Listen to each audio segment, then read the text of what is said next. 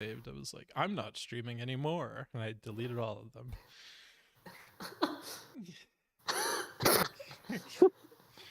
That's okay. That's okay. It's all fine. So, It's Mr. all Head, good. is ready to go leave the finished here, Mr. Head? You know, are we off to see you? What? Oh, right, yeah. No, Yeah. I got a little bit of time. Where do I even see where I'm streaming?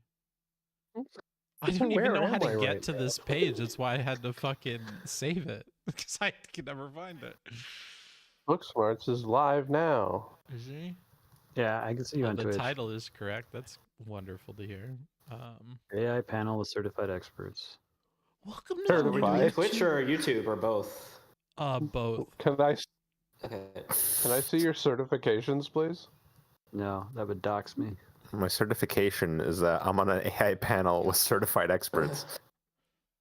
It's I know true. I had Actually, after experts this, as you're though it's certified. title. Ooh, wafting, wafting. Oh, everyone likes their own Oh, I brand. hear an don't they? alert. This What is magic. that about? All right, analysis. I I rated rated you.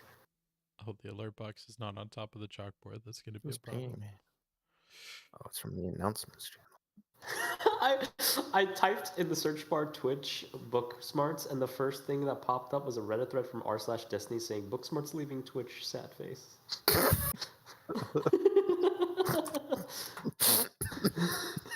Booksmarts is also live on YouTube. Oh, Everything looks good on YouTube. I think YouTube is doing fine. Good to see you streaming again. Thanks, Boomin. Let me get a chat in front of me. All right, Claire. I need you to moderate and participate on the panel. All right. I got it.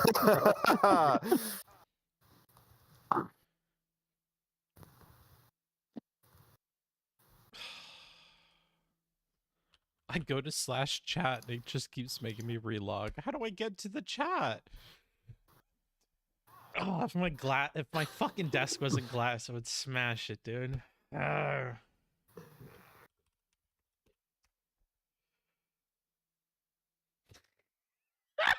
Please log in again. Okay, don't mind if I do. Oh, we forgot what page you were on. Smash it.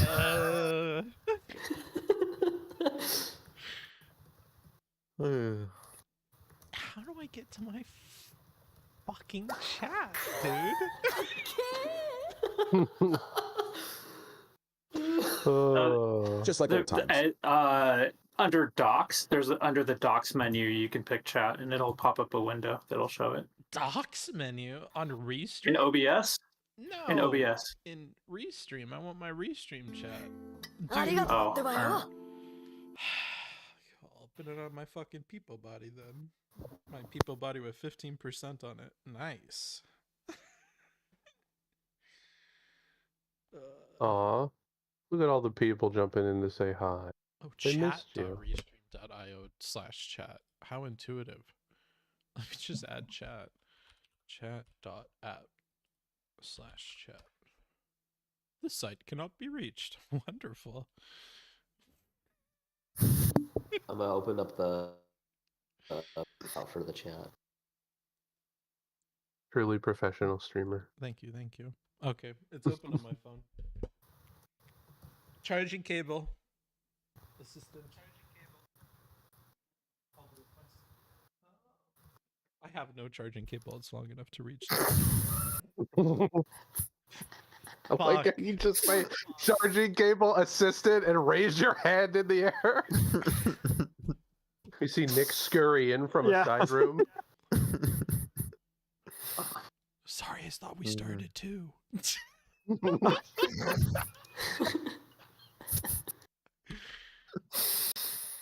Hey, you pay OT, right? Well, we pay for Uber trips, apparently. One of us does, yeah. Well, if you weren't going to do it, I would have done it. What's on the shelf? It's the same shelf from before. Okay, I think we are good to go. All right. Hold on, no, we're not. Where's my dog? I don't even know where's. It's in DMs that I'm streaming my screen. Hold Certified on. expert. You want the questions? I have the questions ready. Can you DM me the doc or whatever it is that he sent you? Because I'm sure it's different than what Yeah. I have. That's how God designs things.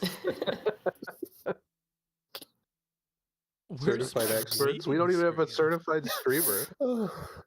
Jesus. Where's my waiting screen, bro? Okay.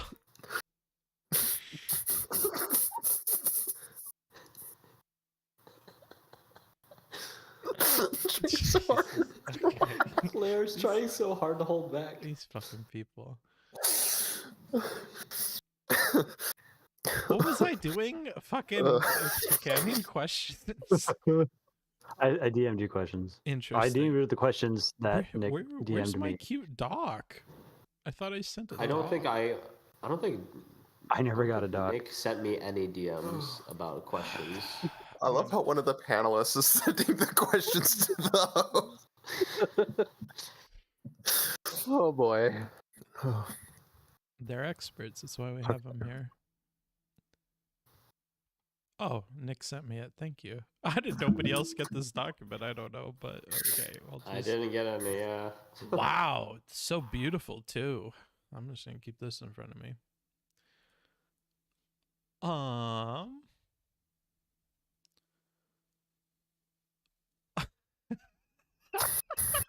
Can't read this.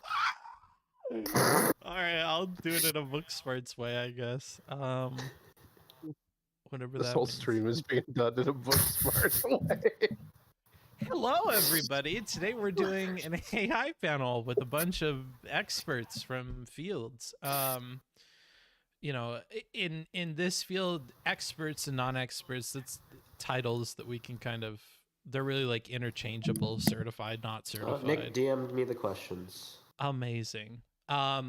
So as far as audience interaction, given this is a different type of panel, having people vote may not be the best course of action. Probably should have read that out loud. Hold on, let me find something I can read out loud. But what you can do is donate, and I'll read all of them at the end. If it's a super chat or a dono, we'll just read them. Doesn't matter if they're embarrassing or disparaging of our guests. If anything, I'm sure by that point I would encourage it. The kind of format for today, we'll see how much of it we can get through since we are starting late. There was miscommunication about times that this would start. We're going to start with an introduction and a kind of thesis statement about what the panel is about. Then we're going to get introductions from all of our panelists. We're going to introduce the first topic, go for some free discussion, final statements, and then we're going to do that for the few topics that we have. We have a few different questions for today. Obviously, I am not a professional host of panels. I'm no Wick, you know, so I got to start at level 1, and that's what we're doing here today. I hope to do a follow-up version of this with actual experts. You know, dress for the job. wait a minute. Roast the panel. Roast the And panel. we'll do one with a real host. Don't worry about it.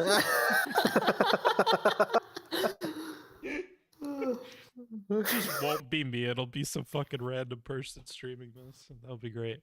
Some guy off of Fiverr. I'm some random person streaming this. Panelists can be temporarily muted for unsportsmanlike or unproductive behavior, such as mic spam, loops, yelling, failing to yield, and other bad faith actions. Only the panelists who are asked questions should be allowed to answer them. And in the fight section, all of the panelists who wish to go can go, and then we'll be inviting some fiery people on for the end, and that should be interesting. So we'll open this up. I love how it references that there's a panel thesis statement, and then that's nowhere on this document, so who knows what that is. We'll just start with the first question, have everybody give some intros on what they think about it. Okay, so the first question is, what do you think of IP laws? Are you in favor of them, against them, or do you see them as something necessary? Part of the reason that we would start here is in discussions we've had in private, if you just don't believe IP laws should be a thing, that's really going to influence everything else you think about this. So we'll start with Claire and then go around the room and kind of get some info on that. Yeah, I think IP laws are important. I think they serve a good purpose when we're commodifying non-material things that aren't, products that are being physically made or resources like that. I think they serve a good purpose to allow people who don't work in those types of environments, mostly producing physical goods or anything like that, providing physical labor in the traditional sense, to be able to commodify and then monetize their work so they could participate in the economy. I think there's some level of IP protections that should be in place for artists to enforce. Now, obviously, there's a ton of smaller details when it comes to the specific IP laws that could be debated over whether they go too far or whether they function properly or they give IP holders too much latitude in enforcing their copyright. But overall, I think they're a good thing. And, All right. Cricket? Yeah, I'm Cricket Style J on Twitch and Discord and YouTube. I'm generally very anti-IP. I think the purpose of property is that it's a tool for managing scarcity, but with intellectual property, it's the other way around. I think we create scarcity as a pretense for having property. And so I think it's unnecessary. I think it a lot of times stifles innovation, despite the fact that it's trying to do the opposite. And I think the less of it that we have, the better. And then I guess we'll jump over to Marcadius. Hello. When it comes to IP law, I think I'm kind of on the fence about it. I do think it absolutely stifles innovation in that area. But I find it very difficult to find a replacement sort of system for something that's already kind of permeated across all of our societies, all of our different commodities for all the different industries. So I'm more kind of in spirit kind of against IP laws, but I don't think I see a practical route to completely replacing it, other than major modifications through legal routes. But I'm interested to hear what everyone has to say in this panel regarding that. Oh, that's a good note to include there, that you're willing to hear everybody else out. How about you, Mr. Hen? Mhm. I'm happy to recognize that IP laws are there to serve specific functions. There are good and bad IP laws, and we should continue to evolve them forward as new technologies alter how copying functions. I'm for IP laws in general, but would rather they did better at helping smaller artists and companies.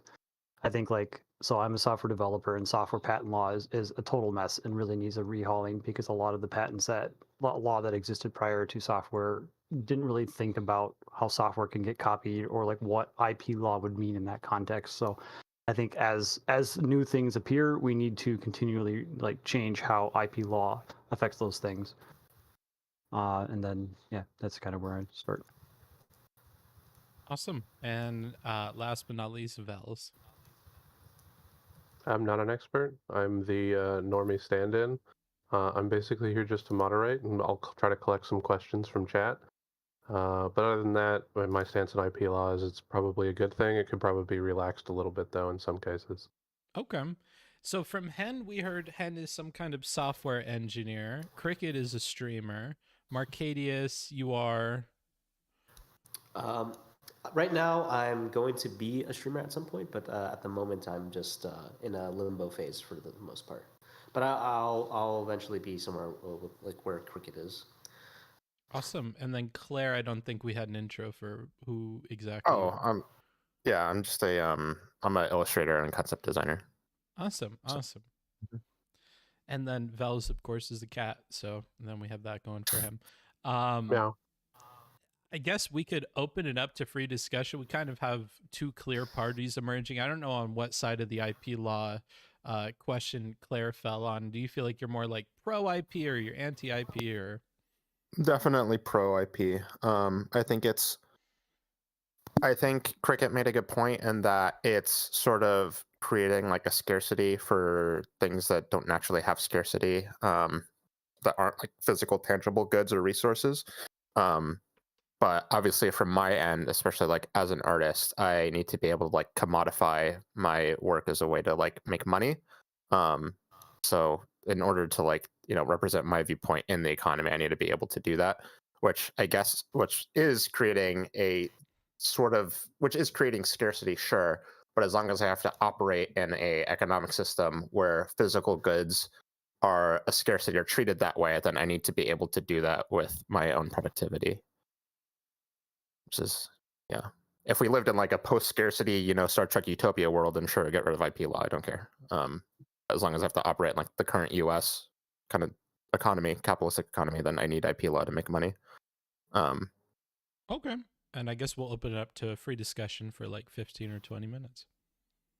Yeah, if my entire goal were just to make art as profitable as possible, then I would be pro IP, and I would say go ahead and make the scarcity and make your money. I just think that that's not the only thing that's at stake here, and I think it's actually easier to see this when we look not at art, but at like patent law and pharmaceuticals. I think are like kind of my favorite go-to example. It would be like, suppose somebody invented a really important new medicine, and then nobody else can now research on it or improve it if they don't get a permission from the person who did it, and then that person can essentially has a government granted monopoly over whatever is the thing that they invented, and you know, hopefully they'll be generous with it, but you know, they don't have to be. It's their prerogative to decide, you know, to decide not to be, and I think that's potentially really damaging. And the difference with art, I think, is just that we don't see it as like an essential good, right?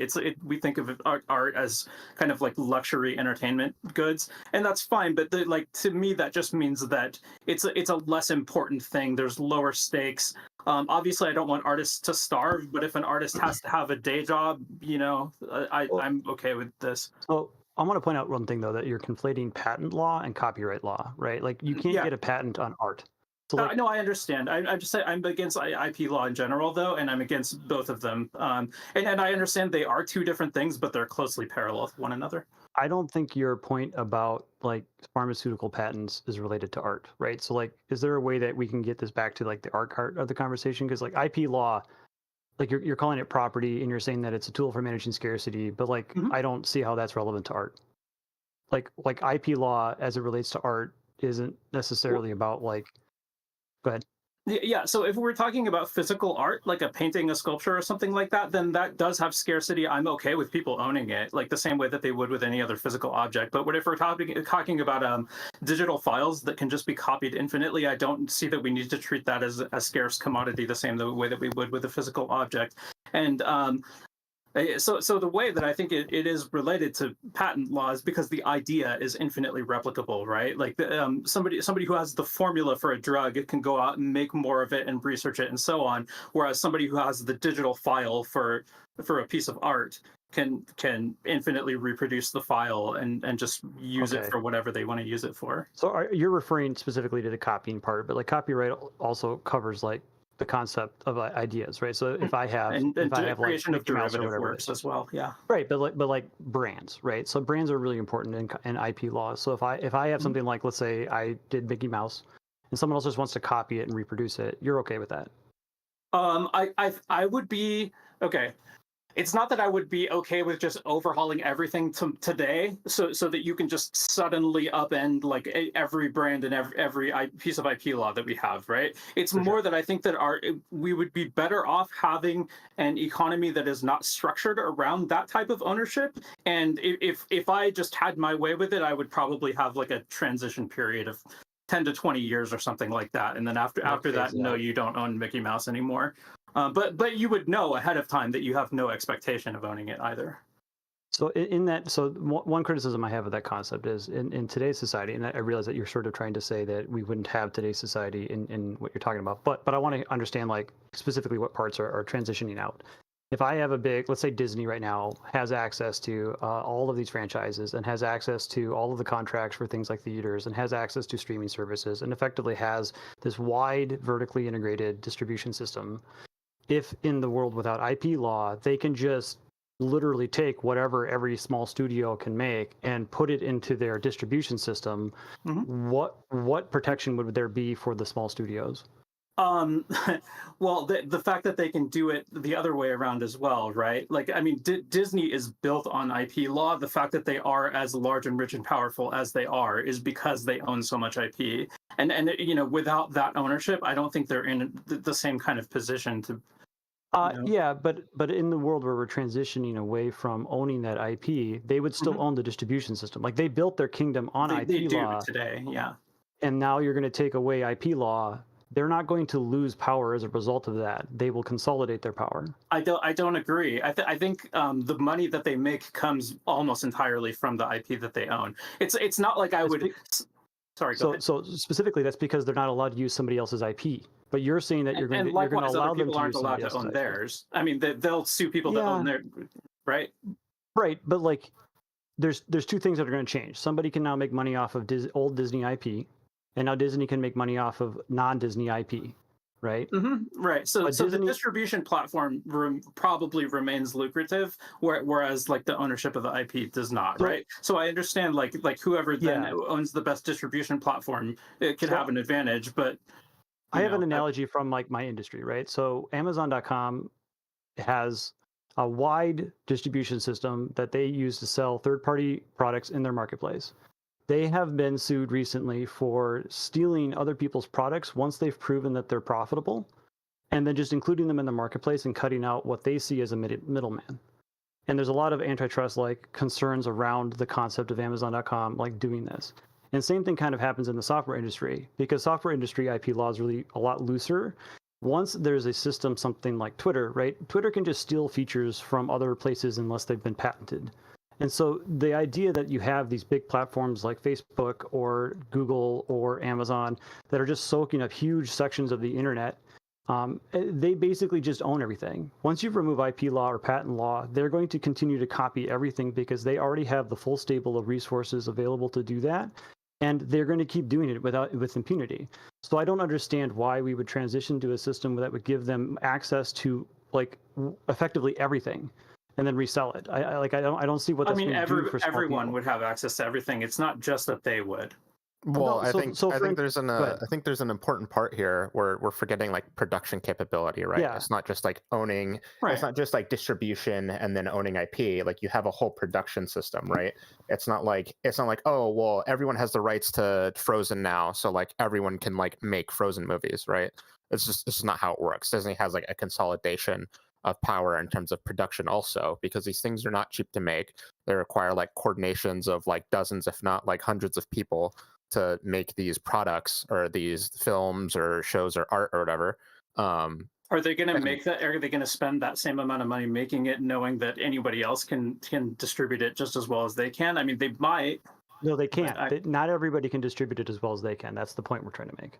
No, I mean there are like granted, maybe not as well as they can, but there are like today there's software piracy, music piracy, movie piracy, and so on, and essentially like people today can just get movies for free, right? Yes, they can pirate them, right? Mm-hmm.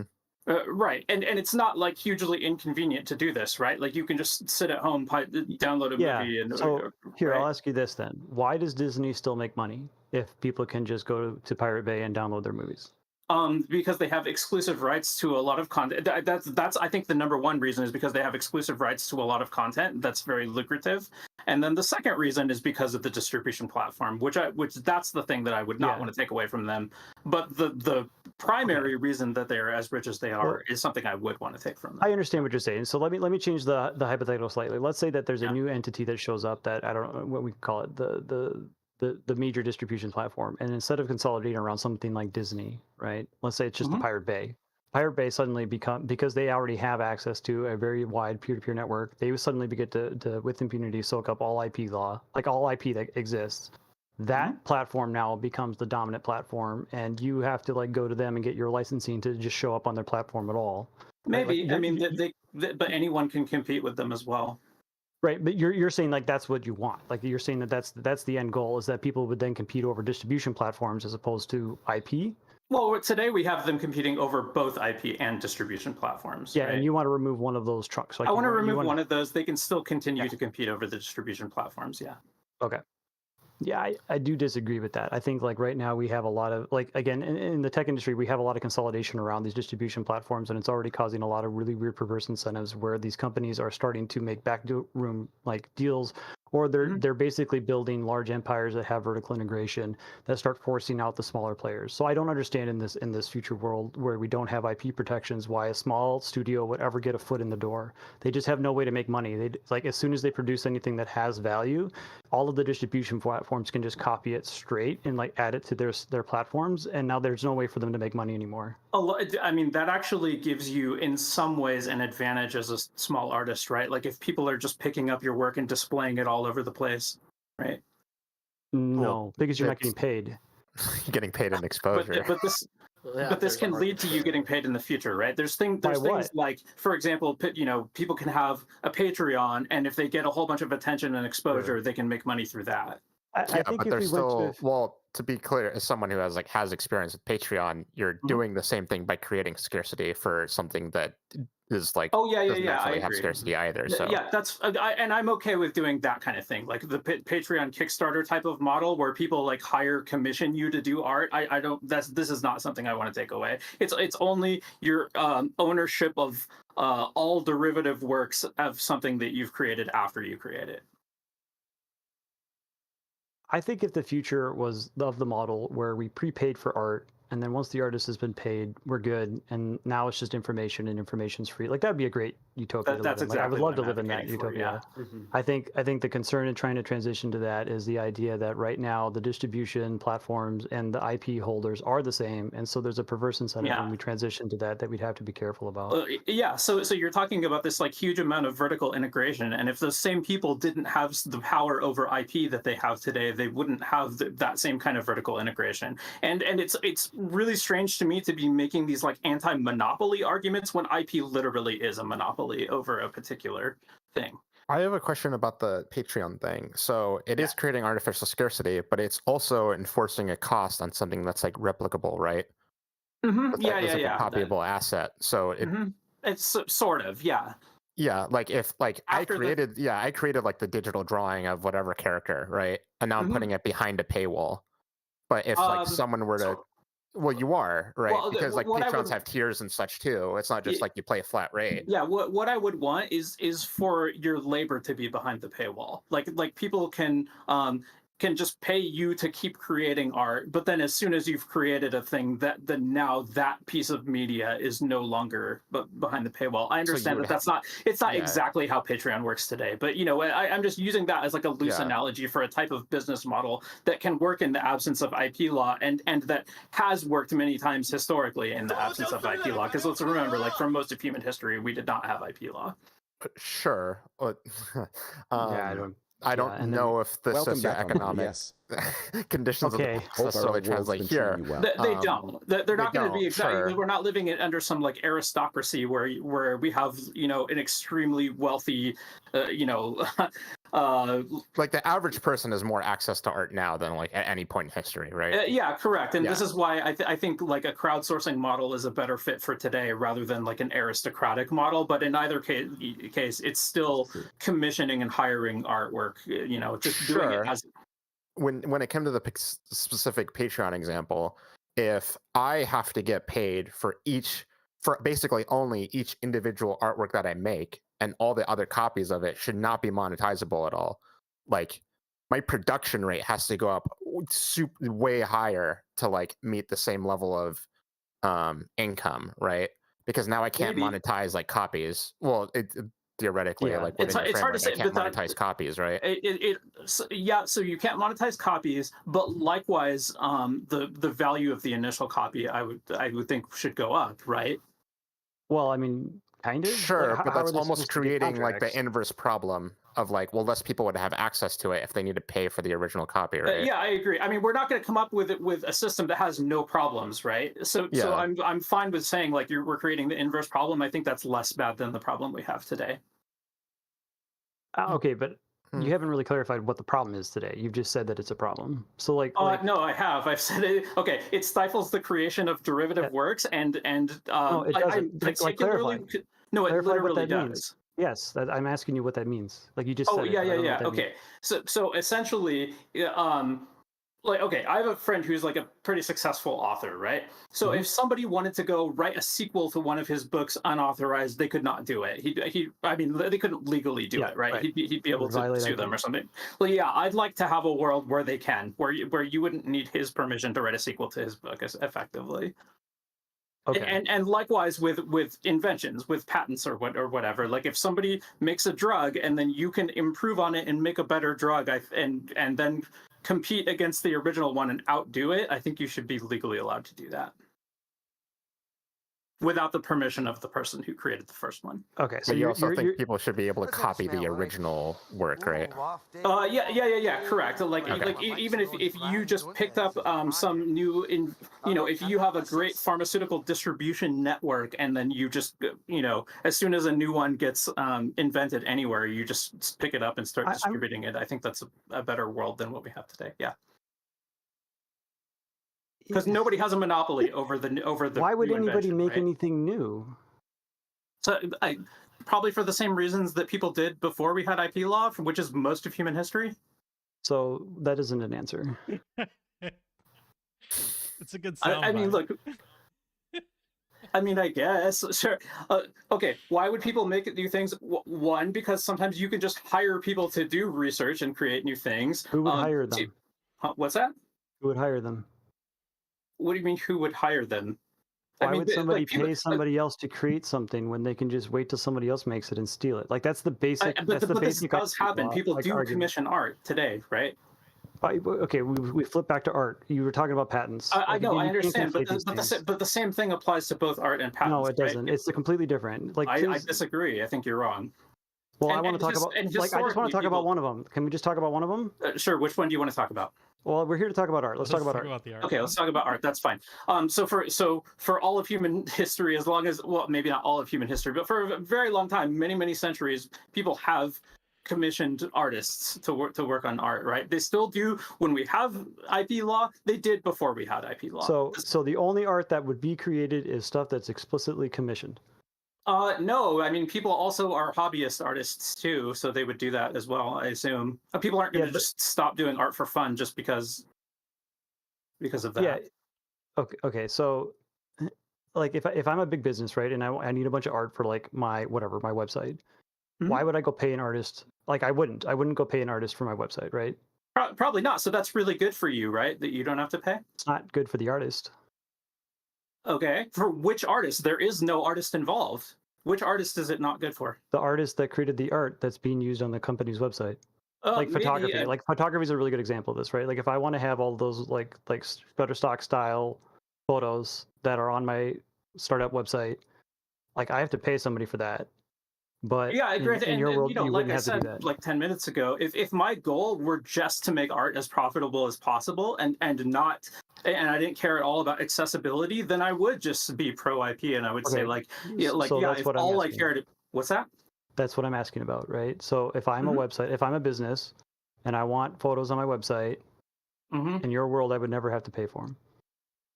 You would, right? well, you already don't, but yes, you're right. It would No, have today you access do to have to pay for them. an even broader range of the photos that you don't have to pay for in my world. Yeah. Yeah, but like big companies today do pay for them, right? Yeah. They pay photographers to go out and take or they pay stock photo companies for licensing. Yeah, well, that first one they could still do, right? They could still pay a photographer to go out and take a photo. But they wouldn't in your world. Well, I don't know if they would or not. I mean, maybe they wouldn't. Well, why wouldn't right? Because they don't have to. Why would they? They don't have to today either. They can buy stock photos today. That's buying it. That's what I'm saying. I know, I understand, but like, you're saying there's two different ways they can go about this, right? They can take a photo that already exists and they can pay for it today, or they can hire a photographer to go out and get a custom photo. And typically, the reason they're going to do that is because they want a highly specific thing that they just can't easily find among stuff that already exists. It's not because it's more cost efficient. It is not more cost efficient to hire a photographer than to buy a stock photo.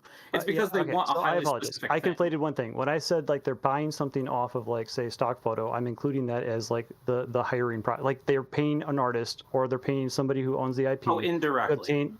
I'm sorry. So I was a little An artist at some point made money on a transaction. Yeah. Okay, so I do see these as two different processes, and I think one of them would continue and the other one would not.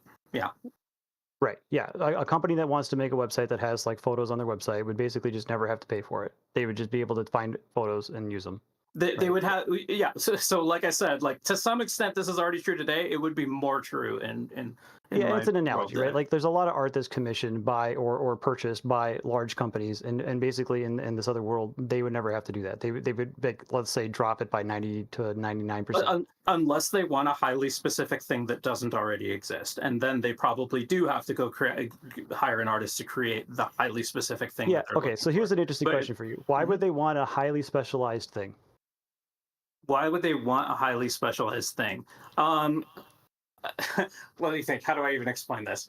Like if they're doing graphic design, like creation of a logo or something like that, right? They probably just can't go find that on the internet that already made. Yeah, by... but they want something unique, right? They want something that speaks to their uniqueness in the marketplace. That's the reason why they want the unique thing. Yeah, Are you asking why they would care to have a unique thing? In the world where they can't protect that with IP law, it would just get stolen. Maybe. No, it would, right? Like that's the Well, it wouldn't point. be theft. It wouldn't be stealing. I mean, sure. People would be legally allowed to copy it, sure. So why but would they then the bother other going people who out are and, doing like, that looking for might a want a unique unique thing too.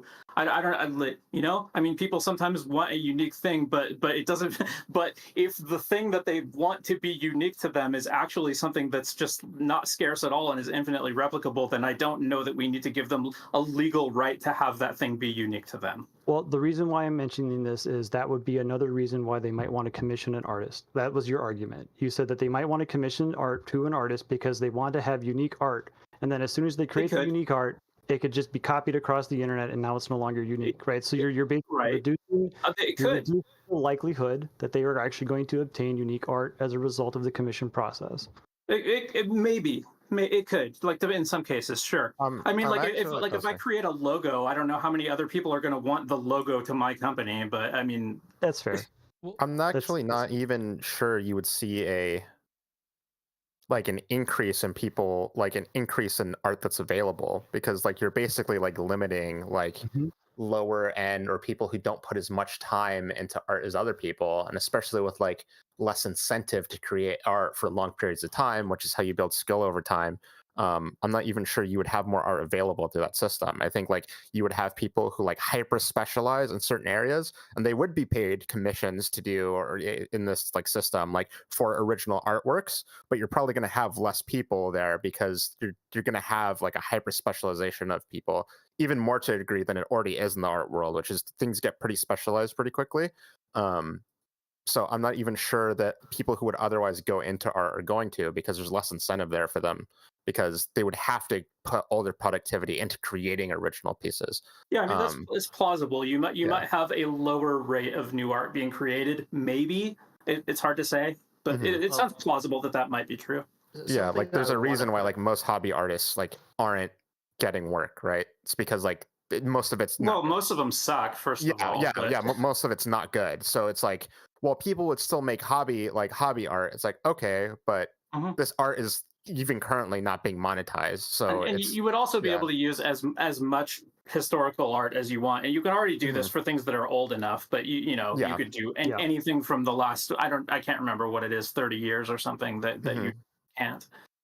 Something I'd like to add though is that when there's people who make money based off of being specialized in their trade, and most of the money is not made if you're not specialized, I'd wonder if that could potentially incentivize people to specialize in basically increase the incentive to specialize as like the new quote unquote meta of making money in this type of system, which would potentially align with the desire that Cricket mentioned with regards to providing innovation to the space, right? So I'm just putting that out there because I'd be interested to see if people would be rather there'll be some definitely a lot of de-incentivization of people to not pursue it in the first place, but there's also people who would want to potentially spread their wings in an area that most other people can't touch, which would be why they would specialize. And I would wonder if that could potentially create that kind of like sure, but you're injecting like a lot of at least current, because I can't imagine. I think it's impossible to imagine a world operating on that, at least at some level.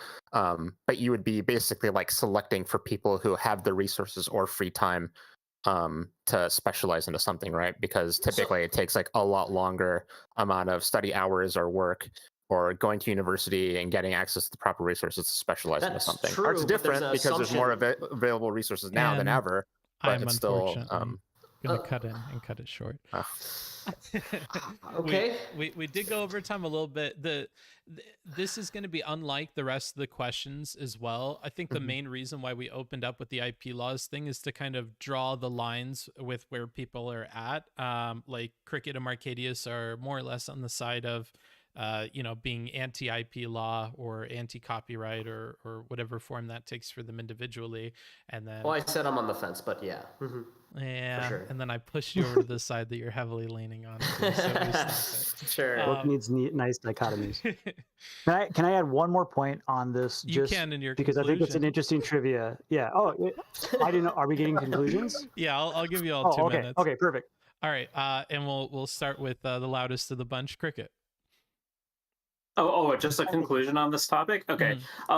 Effectively, I think the less IP law we have, the better. That doesn't even necessarily mean that it has to be completely abolished. But if we just lighten up on stuff, then we get more access to the things that are being created, and that's true with I like to use patents to illustrate the point because I think it gets the point across more obviously. But I think the same thing is true with art. It improves access. It allows the creation of derivative works. And it very well might come at the cost of lower profitability of arts and entertainment industry. Awesome. Yeah, we'll go with you, Marcadius. You seem eager. Sure. I guess after hearing both of all the panels talk about this topic, I'm still on the fence, but I'm still skeptical that there are. I feel like there's a lot of baked assumptions in how the economy will run, given that we just can't be in that space just like logistically or practically. So like, for example, the difficulty of specializing, I could imagine that could be automated or reduced in terms of with this technology, right? The skill set. So once again, I'm still kind of like, I feel like there's some good points that weren't really fleshed out as much because, unfortunately we don't have a lot of time, but there are definitely strong points on the opposite side as well. So yeah. All right, and Mr. Hen? I think where I agree with the criticisms of IP law is that the IP law specifics, which we kind of had to gloss over, are a total mess. Like one of the weird nuances is that, as it is right now, the only thing that can obtain copyrights are humans. So later when we talk about AI art and whether or not an artist is involved, it's kind of interesting to note that if there wasn't a human involved, then you can't copyright it anyway. And it's just another one of those weird legacy things that lives inside of the law. And I think there's just a ton of these things that are impeding the ability for humans to understand even like what IP law means. All of the confusion around the concept of fair use is just chaos. No one understands it other than lawyers. And that inefficiency is clearly there. And I would be very much in favor of overhauling large chunks of this stuff. And I think like in the details of the nitty gritty of it, Cricket and I would probably be on the same team there, right? We want to defend the same things. The transition would be hard, but like, I don't want it to just stay static. I think just locking it down now and reinterpreting all of this new technology with old law is just dumb, and it's a recipe for disaster, and it doesn't protect anybody that needs protecting. And patents are not the same thing as copyright. Claire. That's correct. We didn't even talk about the other two IP laws. I think there's definitely valid concerns over IP law overextending. I think there's like plenty of good examples over this, whether we keep extending like IP law to Disney so they can own Mickey Mouse for another millennia, I think is like a prime example of that. And there is discussion over like how far your ownership reaches over your artwork, or something that's like a non-material good. But I think overall, like trying to, at least especially on my end, which is the only end I can really advocate for, is like economy without IP law in any way seems like it would run into a ton of issues to the detriment, I think, of artists and consumers.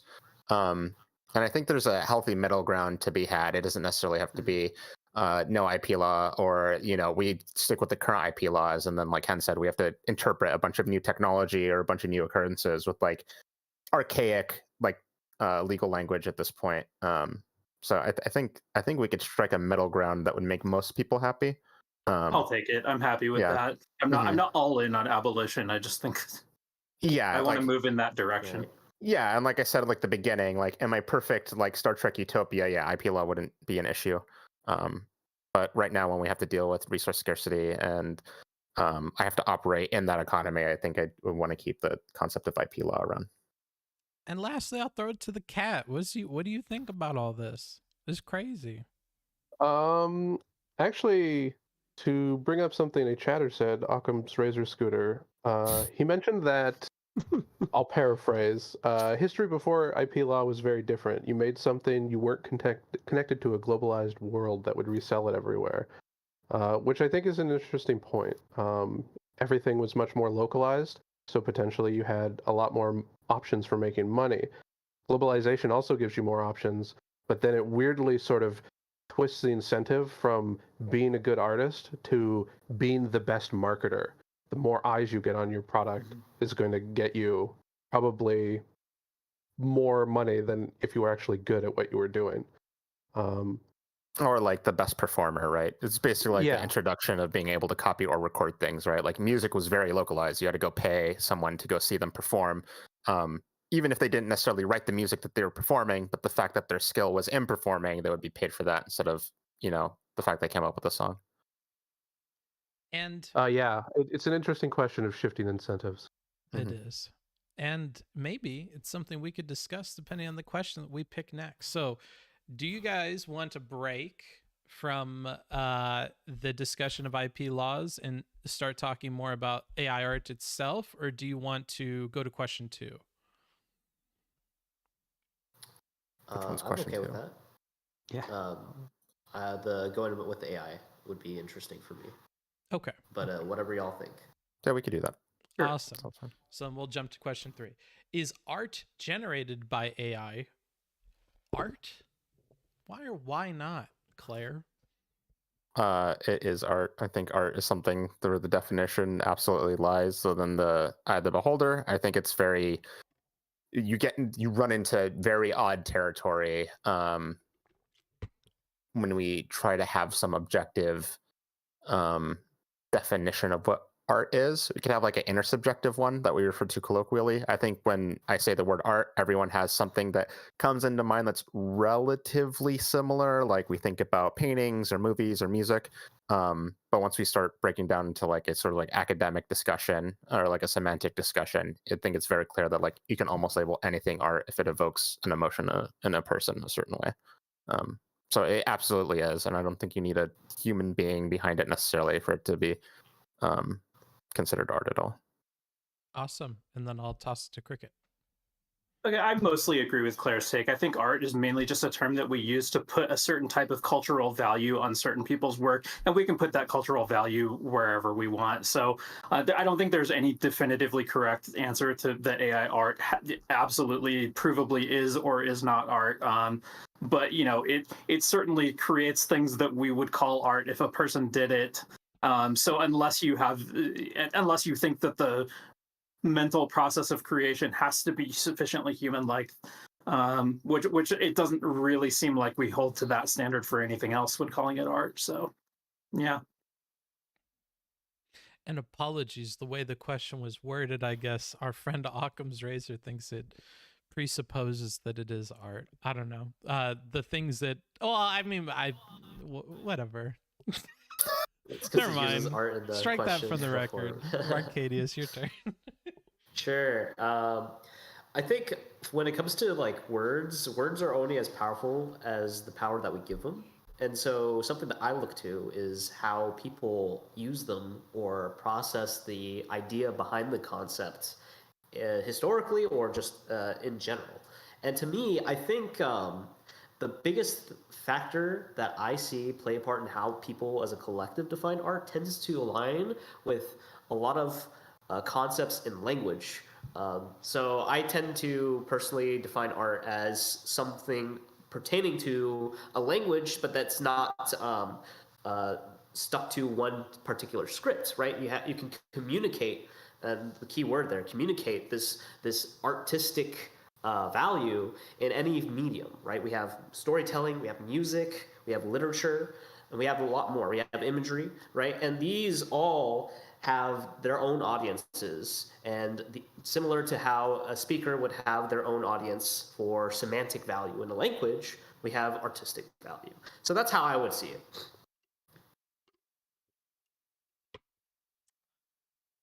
Amazing. Mr. Hen. So my answer to this is kind of an asshole answer. I think that the problem with asking this question is you have to define the term art and you have to define the term AI independently, and then ask if there's a collision between the two that like excludes one or the other. And since I'm more on the software side, I can just go ahead and say right now we don't even have a definition of AI that's coherent in this topic.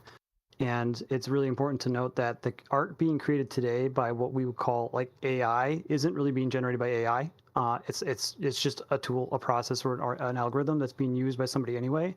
So there's absolutely nothing about today's creation of art by AI, in quotes, that would preclude it being art. It's art like any other art. There's nothing different about it. If we want to talk about like some sort of philosophical deep future concept where like general artificial intelligence has taken over the universe or something, and then ask whether it can do art, I don't know. I don't care about that. So that's a different topic, and it's hard for me to parse the difference between that question and the more immediate question related to like what is happening today. All art you see today was created by a human anyway. They just created it using different tools, and I don't see a reason to exclude AI artists from the conversation. I think that's just people being dicks. Well, I'll ask a follow up on this to clarify. So would you say it's more accurate to call it like algorithmic as opposed to like AI generated? Is that something you're Or more like comfortable with? procedural, if you want to, like so. Some of the interesting analogies that I when I was thinking about this question ahead of time, right? There's entire areas of art like found art or outsider art, or like there's a really classic example of a photographer who did a lot of photography but never released it until someone found all of it afterwards and then released it in a gallery. Her name is Vivian Meyer, and it turns out she's a really good photographer, but she didn't care that anybody saw it. And so like there's an interesting philosophical question there too, is like whether what she did was art before or after it was collected into a gallery. And so like those questions are really interesting, and I think a lot of people who are asking the question from like the AI art perspective are sort of focusing on the process or the tool, and I think they lose in sight that the presentation of it matters almost as much, if not more, than like how the thing was created. If people can walk around and collect objects and then present them as art, like there was no process to create it. The creation was the finding in the presentation. And I don't understand why like people today are so obsessed with like the AI process in these particular types of art that are being discussed. Like it's bizarre to me being on the other side of the AI conversation. Like AI as a term has ballooned into this beast that doesn't mean anything anymore, and I don't know. I just find it very bizarre. I have a speculative answer to why people might care about that, which is that we have in our culture some very like romanticized notions of what an artist is, and artists have this idea that it's like this magical creative potential that they're channeling, and I think like the idea that a computer could do the same thing kind of like undercuts the that entire narrative. I think there's I think there is a distinction there. I think there's a distinction between like what is art and then what is an artist, and I think those are two very different questions. If someone asks me like, do you think someone who does like prompting with like stable diffusion, that's it, would you consider like their image as art? It's like, yes. Would I consider them an artist? I don't know if I would. I think those are two different things. I think non-artists can create art all the time, but I don't know if that necessarily translates the other way around, because I think when we're speaking colloquially, I think there's a loading of the term artist that it does describe some type of engagement with the process of something being created, right? So I think those are two different things. I think people you're always going to have like some like insane people, but I think if like somebody used stable diffusion was like, here's my like whatever algorithmically created art, there would definitely be a segment of people still arguing that it's not that. I would disagree with them, but I think there would probably be less vitriol or less anger put towards that if some people stop saying like, oh, I'm an AI artist. Happy I think Stream that Rack book. loads a lot more Shout into out there. to the Venice Square Where I think there homies. actually Love is you, a Gesture valid Medium, complaint light from skin people who tone. engage with a certain process or craft, rather than just like, as someone who has, made AI art, as someone like you're putting a prompt in, you might tinker around with it for a few minutes and then you press a button and you're done, right? Would we consider photographers artists? some photographers make art. Mhm. I don't know. Again, It Well, comes across as something that's very similar to AI art generation in a way, in that if you're a photographer and you take a picture of a beautiful landscape, you didn't really make the landscape. You're just capturing an image of that thing, and you might tune some light levels and whatnot to make the picture pop more or whatever. But I kind of view it from a layman's perspective as a very similar level of engagement between like taking a photo of a landscape or two people, where you have some input on the composition, but realistically, most of what's being done there has nothing to do with you. Yeah, the minimum barrier to entry is similarly low. Like you can be a beginner, Mhm. AI artist or a beginner photographer, very easily. But like with any other medium, it can be as difficult as you make it. You can put lots of work into getting the perfect composition for your photo, and you could put lots of work into your AI prompts. Mhm. I would caution against like assuming effort is correlated to art.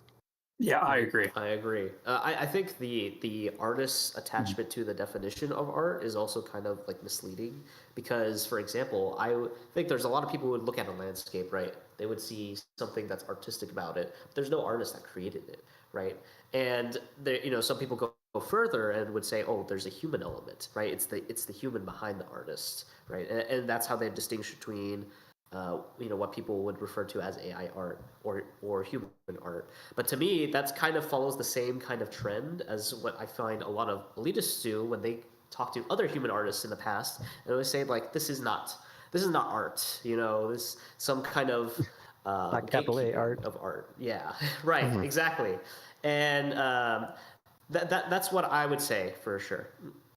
This might be like a pretty random tangent, but if you're religious, you presumably believe the entire universe was created by an intelligent mind, so isn't Mhm. everything art? Yeah, you can say that. Seems If like we're you're going coming with from a that I know it perspective. when we see it definition. A little bit. I think this is one of those terms, especially the term artist, where like fighting out every edge case is really difficult or almost impossible. But I think we all know relatively what we're talking about when we use the word. I think when it comes to like photography or something like that, at least for me, I know Mark and I had this conversation off stream Right. before about being creative, like what categorizes like a person as being creative. And I do think there is kind of like a rough equation that you can make, and whether that's like an idea plus like manifestation, I think that works pretty well. And then there's like a process there when you're creating visual art or something like that. I think people do load into something that took more effort as being inherently artistic, and I don't know if that's good or bad, but it seems like most people have like an intuitive feeling of that. So for photography, it might be different, right? Like if I go outside and take a photo of my street, all I do is walk outside and then press a button and it's done, right? But like you could look at like some of these like wildlife National Geographic photographers where they go hike like up a mountain for like a week. They sit there for like another week hoping to like see an animal, and then they have to make sure their composition and their color balancing is right. They have the right equipment. They like do post processing and all that, right? So when I think of that, I'm like, oh, that sounds like an artist, like, right? So there is a feeling to it, but I don't know if like I could stake out like a legalese of like this is what an artist is with like confidence, but Yeah, for like like a effort conversation's is sake, yeah. required but not sufficient. Mm-hmm. Yeah, I mean, it's like in the past where we would have a lot of avant-garde artists who would potentially break boundaries in what's considered art by intentionally, for instance, damaging their work. But with the artistic value of that is not necessarily in that in of itself, but rather the greater message that they send to society, in which the breaking of their art might symbolize something, right? Yeah, but there's like, there's a when we look at like past like visual painting movements, there's a huge debate over like what like the people at the time, and even now it's usually more conservative people, not that that's good or bad, will make the argument that like certain painters like don't classify as art, right? Like everyone rags on modern art all the time, but I feel like everyone has their own personal line, right? Like I could show someone like a Picasso painting from like earlier in time before he was around, and they would be like, this isn't art because like there's a certain lack of engagement with the process, right? He's not trying to achieve realism, he's not trying to depict reality in this way. And I can make a case that like, well, he's depicting how he perceives the world and like certain emotions that he has, even if he's not engaging with the process. There's debate to be had there. This happens a lot with music, that people will listen to certain genres and styles of music and they'll go, that's not real music because, because of whatever. And like the way that people talk about it just makes me think what they're doing is basically gatekeeping. And I think like, to say that this is or is not real music or this is or is not real art, I think it's really just, it's the gatekeeping of the cultural value that we assign to those things. I agree with that. And I think like the reason why questions like this sort of bug me is I want to know like, what are you going to do with the definition, right? Like, what are you going to do with the term? Like, I want to define the term art, and it's like, well, what are you going to do with the definition of art? And if the answer is you're going to try and exclude a bunch of people from your little hut of like artists, then it's like, I don't want to give you a definition. Like, go away.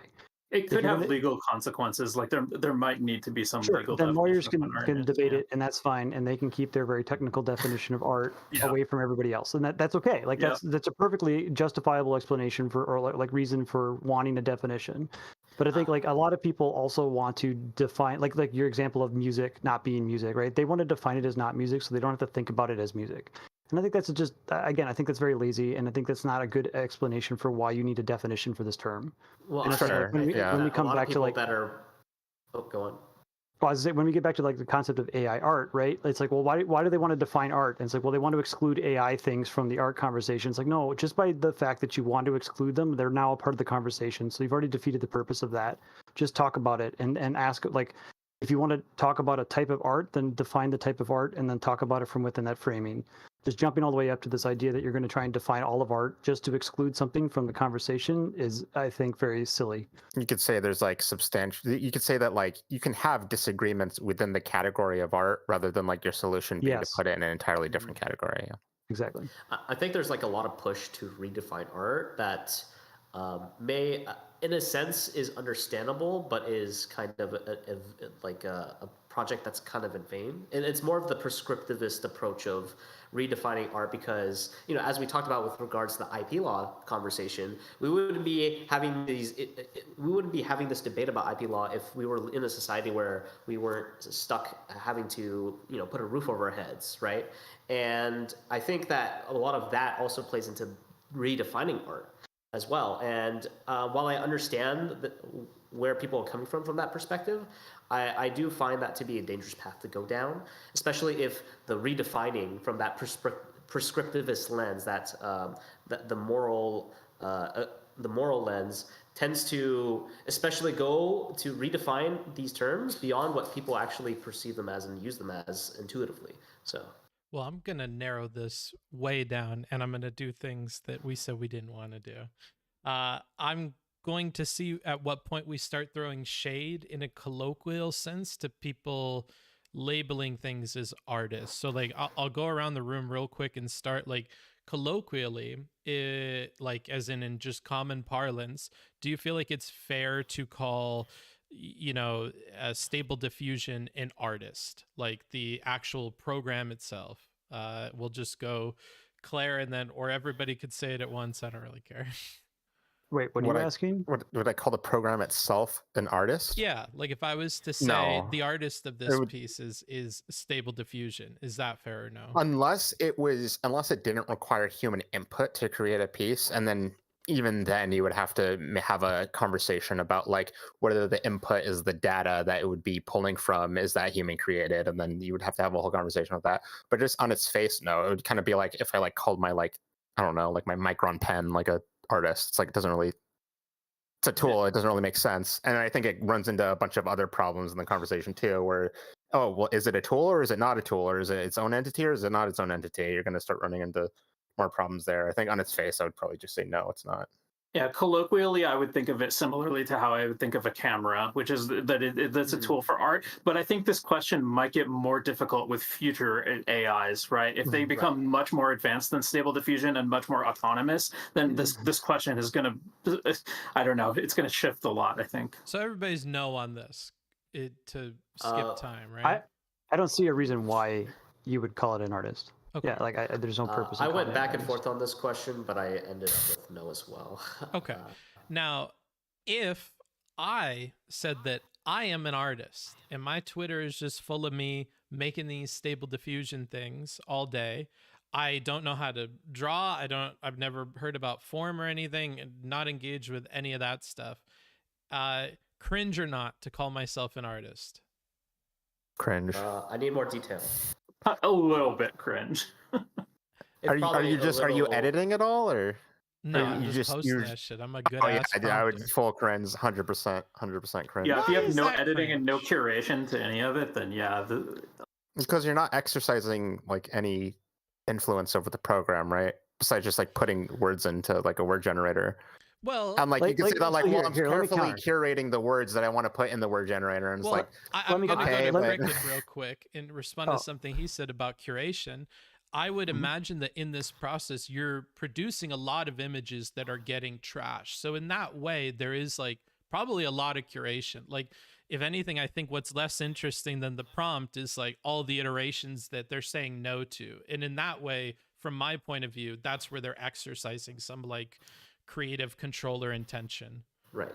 Yeah, it makes some sense to me that you could think of it the same way that you think of found art, right? Like if you can collect seashells from a beach and think of like I'm an artist because I've created this found art exhibition. I don't know why you couldn't like theoretically do the same thing with stable diffusion images, but we're talking about in the context of like, would I say this like colloquially, and like does it make sense culturally to say that you're an artist? And in that sense, like I kind of balk at it a little bit, even though I don't think I can like produce some robust philosophical reason why you can't be an artist doing that. I wouldn't even know if I would call, if someone exclusively does found art, I wouldn't know if I would even call them an artist at that point. I think you could. They're but, like, I don't producing know. art, but I don't know if I'd call them an artist. Well, I mean, like, there's a lot of intent that could be at play there, right? Like, there's some found art that you might include in this exhibit. There might be some that you don't for whatever reason. There's like some, not all. That's right. And so, like once again, I agree with what Cricket said. It's not cool. It wouldn't be the threshold of creative input that people would ascribe to their understanding what would cause someone to consider someone as an artist. But I would say that there's some minuscule minutia of that of what I think would be still considered artistry, even if it's not. Doesn't meet that threshold for most of society. So I would call it. I don't know if I would say artistry. I might label a different term. I think design I'm gonna works. toss it to somebody who didn't talk. Sorry, So Sorry, Claire. it's okay. my answer to this really quickly is kind of, again, silly. Like, I think it's cringe, but not because what you're doing isn't art. I think it's cringe because you're trying to adopt a label that has a prestige, and you're sort of trying to cheat your way into it. Now, if you were doing that as like a performance piece to like make people think about the topic of art, then great. Maybe that's your art. And your art isn't actually like generating the images, but it's trolling everybody on Twitter. Sure, whatever. But like the reason why it has that sort of like reaction to it is because you're sort of deliberately camping on that fuzzy gray line. Like if I'm a stamp collector and I just like cut the corner out of every envelope, well, that's right, I'm old, sorry. I used to get letters in the mail, and you could collect stamps, and you could present them inside of like a book. And you can show everybody your stamp collection, but like, was that found art? Like, no, you're just collecting stuff. But what if you made like a collage or a mosaic out of the stamps or something, right? I could find an example of somebody doing that. Yeah, exactly to what you're saying. That would like then counter it. And like one of the things that I like about the term art and artist is that it doesn't matter how you define it. Someone's going to find an exception for you. If you try and say that person over there is not an artist because they do X, somebody's going to take that as a challenge and prove you wrong. And I think that's the thing I like about art and artists. And so like right now we're in that phase where everyone's kind of has this reaction to AI art. And as a result of doing that, there are a whole bunch of artists that are doing the minimal thing with AI just to prove the point. And I think that's the thing that's useful from this conversation. I don't actually give a crap about like, book posting AI art on his Twitter about whatever he wants to. Like fine. Like if that's what you find fulfilling, go for it.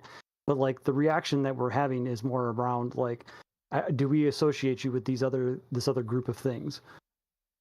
And then we'll go to Hen because I don't remember. That was Hen. That was Hen. talking. That's all your voices sound the same to me. Mark, did you get a chance? A little bit, but I mean, I can add on to what Hen was talking about. I mean, to be honest, artistry is like one word, but a good parallel that I sometimes use is like a very detached director that's like kind of working with a black box of tools in which they have no in-depth understanding of what we're working with to create some outputs that they choose their tools, right? and they might choose specifically, like, for example, in the prompter, he might choose certain words or certain artists, right? Those are other tools that he's outsourcing through this program, through this black box. But once again, still some level of creative input. But I do definitely agree with what Mr. Hen is saying, is that there's sort of that attachment to the label and like what it means, and it's effectively weaponizing that for that person to get credit that wasn't earned in the colloquial sense of the word. I mean, it's cringe because it's pretentious, not because it's inherently wrong. And I like that phrasing. To pause and change gears for just a second, I'm going to hide you guys from stream so that I could send you all a link. It'll be in the live discussion channel. So I was more or less of the same opinion. However, I'm going to give you a tricky thing that pushes the edge further of this. So this is an AI artist, or somebody that uses all of the components here are just AI generated, and they're just snipping around them and they're moving them. Obviously, the snipping around and moving step is going to be what adds more to this definition and kind of pushes this boundary farther. So most of us were at Cringe. If you say you're an artist and you're only posting the raw images, there were some hints of like, if you're doing some photo manipulation, maybe that changes things. Once we hit here, I can confidently say that I think if this person calls themselves an artist and this is art, I think that's 100% the case. I'm wondering where everybody else stands on this. And if you do think that they're an artist and that's your opinion, tell me where the line ended for you. Because there's something between this and what we just talked about where it became not cringe. And I would be curious as to what that was. I'm willing to start on this one, right? What you just asked for is called the continuum fallacy, and I'm going to debate bro the hell out of you for it, right? There is no such line. Right. What you're going to do is you're going to find a bunch of people that will say, look, 20% of people think that this is art. And then as you slide up towards what this one is, then it's like 80% of people now are going to think it's art. And that's the way it's supposed to be. There is no like philosophical semantic definition of art that you can hold up against somebody's Twitter feed and say, aha, you crossed the line. And now we're going to give you all the art bucks. Like, that's not how it works. That's not how it's supposed to work. But I would agree that what you've linked here would be considered artistic or an artist or art. Yeah, and for some added context as well, people are saying this in the chat, but Necro was a collage artist before they started using AI art, and it's just somebody that's incorporated it into their workflow, just to be clear. Yeah, I think there's, especially in like concept art design and things that are more commercially minded, photo bashing became a big thing with like Photoshop and other digital art programs too. I think there is a level of design there that you have to go through with certain, it's either intuitive or probably most likely like learned skills, whether that be like composition or like shape language, anything like that to create an image like that, that I think would qualify them that way. That's why, I have no problem categorizing them that way, because there are concept designers and artists who do the same thing. There are 3D modelers who do the same thing. Like a ton of concept artists will buy pre-made like assets and then mix them around and organize them in ways that are unique or interesting, and then maybe edit on top of that, and then they paint over it. And it's like, at what point is it like actually original or something like that? I think you start veering into like an originality argument, but I think this like displays a like intent and like a process of design that I think would, for like most of the spectrum, like qualify as like an artist or there's intentional curation and arrangement of these images. I don't think that proves that it's art. Like Hen was saying, there is no strict line between what is or isn't. But I think those are traits that are characteristic of the kinds of things that we think of as art, and so therefore it's just my brain wants to make that association because it has more links to the. To jump in here with the question, because I'm hearing these terms constantly paired together: curation and arrangement. I feel in my heart of hearts that y'all don't really consider curation to be a bar for the artist label colloquially, and that it isn't until you start arranging it into some larger piece that all of a sudden, oh, now you're an artist because you've arranged them. But I view curating as a kind of like initial arrangement, like that selection of things out of everything, I feel like is where you're exercising some will as an artist. But I am feeling that there might be a different vibe here, so I'd be interested in exploring that before we move off of this. I mean, there's certainly like there are some fields where this is kind of a word game, where people would consider art and then design like two different things.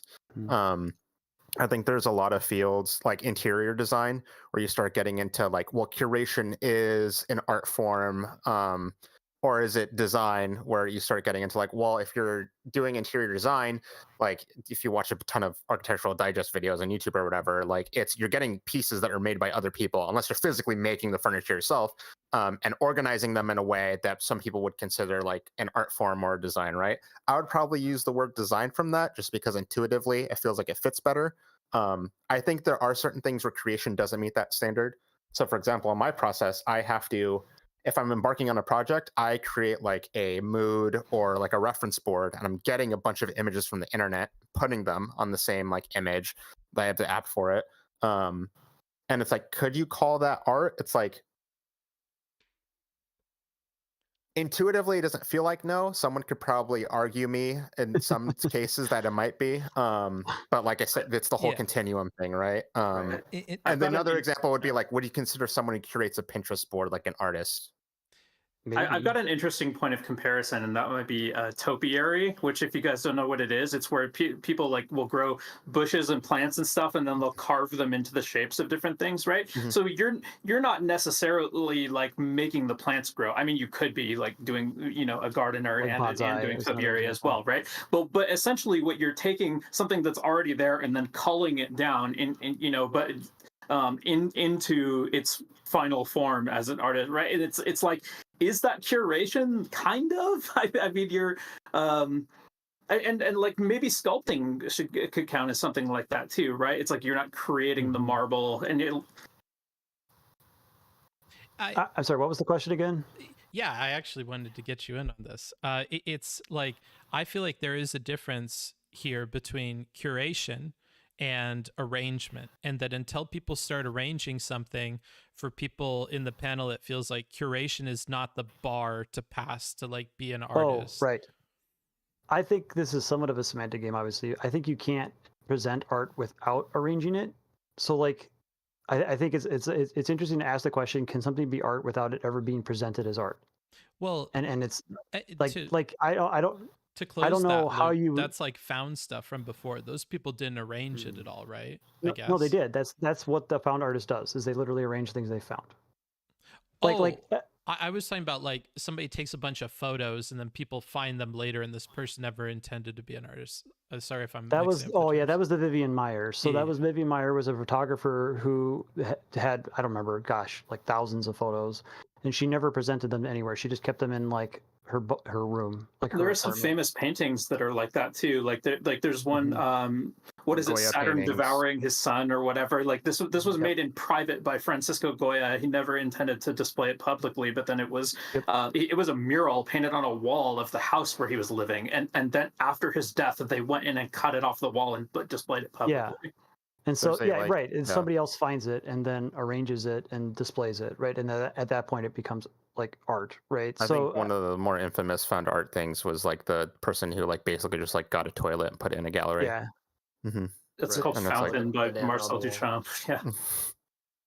I think Claire brings up an interesting part with the interior designers. In my previous work, I worked with hundreds of interior designers, from people who barely made ends meet to people who designed furniture arrangements and interiors for multi-million dollar houses.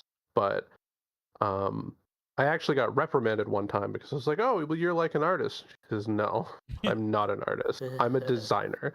So it seems like even in most interior designers, in my experience, wouldn't call themselves artists.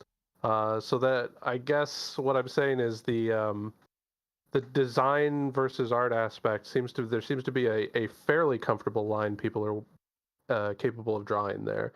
It seems like you actually have to do something more than just curation. Well, design is a bigger word too. Like I can design things that have nothing to do with art. So like I could design, of course, software, right? Like I'm a software designer or whatever, and it's like, well, I'm not intending to make art. Like it's just software. Okay. Well, I feel like all. Go ahead.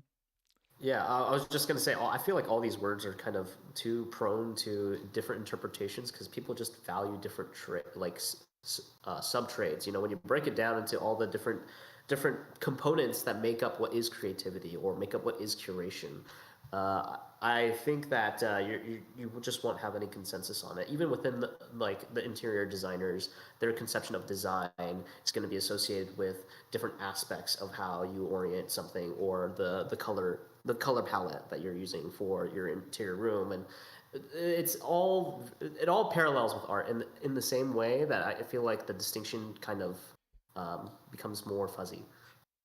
And I was sad to not hear it come up again. I wish we could dive more into it, but I do want to get to the other questions. Mark had the more beautiful, in my opinion, definition of artist that I hear repeated a lot, like in art history and stuff, which is that art is about communication. And that you're using some kind of medium or script to as some like stand-in for language, and people are reading different things, and even if there was an intention in it, people can read into things, and that can also make it art. Like I would love to do more on that particular topic, but unfortunately we have so many other interesting things to talk about. To take us out of the veg and get us more into the legal and to trigger Mr. Head into fighting with Cricket again on something, we go to question 2. When developers make modules / train their intelligences, is there anything which they are infringing upon? And I mean, they might be infringing on laws. I don't dispute that. Yeah, I mean, maybe yes. Can developers infringe on rights while training models? Yes. Like, are they always? No. I mean, I'm not sure if there's a more specific form of this to ask. Well, there is a follow-up to it, which is, or are artists / people supposed to be held accountable for signing on to platforms which allow for this sort of usage of their content? So I guess this is getting at, like, in the situation we're at now, some of these things have said that they're being trained on information that is, you know, supposed to be okay to use, but it's not. There's some questions there, and then some people in a dickish fashion, in my opinion, turn it on to the artists and be like, well, why are you posting on Twitter or on the internet if you don't want it, you know, used by things? That you putting it out there somehow, especially with how some terms of services are set up, that maybe you don't have ground to stand on, is some people's argument. I would say that there is that component of where people are kind of sticking it to the artists, and it's unfair. I would also say there's the inverse dickish behavior of, well, you know, assuming that there's some kind of like precedent set where the artists win in this lawsuit, that, oh, now everyone who ever used this tool, or now they should also be punished under the maximum extent of the law. And I think that also kind of fits in the same kind of vitriolic kind of backlash. So that's what I would have to say about that. But also, like, I think the word accountability should be more precise. Like, what does that mean exactly, right? To different people, that means something different. I think the question is more, because I think we would all generally agree that if you post something to ArtStation, and ArtStation has a legal clause in their contract that you accept by using ArtStation, that they can use your art or sell it to AI art developers or whatever that allows them to do that. We would probably agree that that's probably fine. And, you know, if we didn't agree, then we just wouldn't use that platform. But the real question, more interesting question, I think, is when it comes to something like AI art, it kind of came somewhat out of nowhere for, I think, most artists. And is it fair to expect somebody to is it fair to expect an artist to be able to, like, look into the future and figure out, well, there might be an AI out there sometime that can perfectly duplicate all my work and then essentially, like, make me obsolete? Well, is I it think fair? How did you ask that? Well, that's, I guess, whether Basically, it's fair I or think- legal, yeah. or yeah. I we think all he's we all getting agree that they yeah. can't anticipate things like that, right? It would kind of be like, I think, like, this is the analogy I'm coming up with right now. It would kind of be like if someone wrote like a journal entry like 50 years ago or something, where they're just kind of putting like their very private thoughts that like they don't want to share with anybody and then like someone finds it, takes a picture of it, and then like uploads it to like Twitter or something, and it would be like, should that person like get in trouble because like they wrote it down in the first place? It's like probably not really, because like the anticipation of that type of event happening is like pretty unique, or it was like unprecedented when they did it. They didn't have that in mind. So like if I'm signing up for ArtStation like 6 years ago or something, and I put my art on there, like is it really on the user to be like, oh well, this thing happened where people like got my data off of ArtStation and now they're using it to train like algorithmic AI programs on? It's like I don't think that you could put much onus on like the original user there, like the I website. agree. Yeah, you can't be expected to anticipate things like that, and we should already know this from a lot of the stuff that happens from art, independently of AI. I mean, we have in museums pieces of art that were looted from ancient Egyptian pyramids, and I'm pretty sure, like, King Tut 4,000 years ago wasn't thinking that his thing is going to be in the British Museum. So it's like King Tut should file a copyright claim. the estate of King Tut, maybe. Yeah. Well, on that topic, I guess we could transition to 6, which is, what do you think about the lawsuits and litigation occurring against Stable Diffusion? Like, do you think lawsuits like this hold any water? Well, Yes.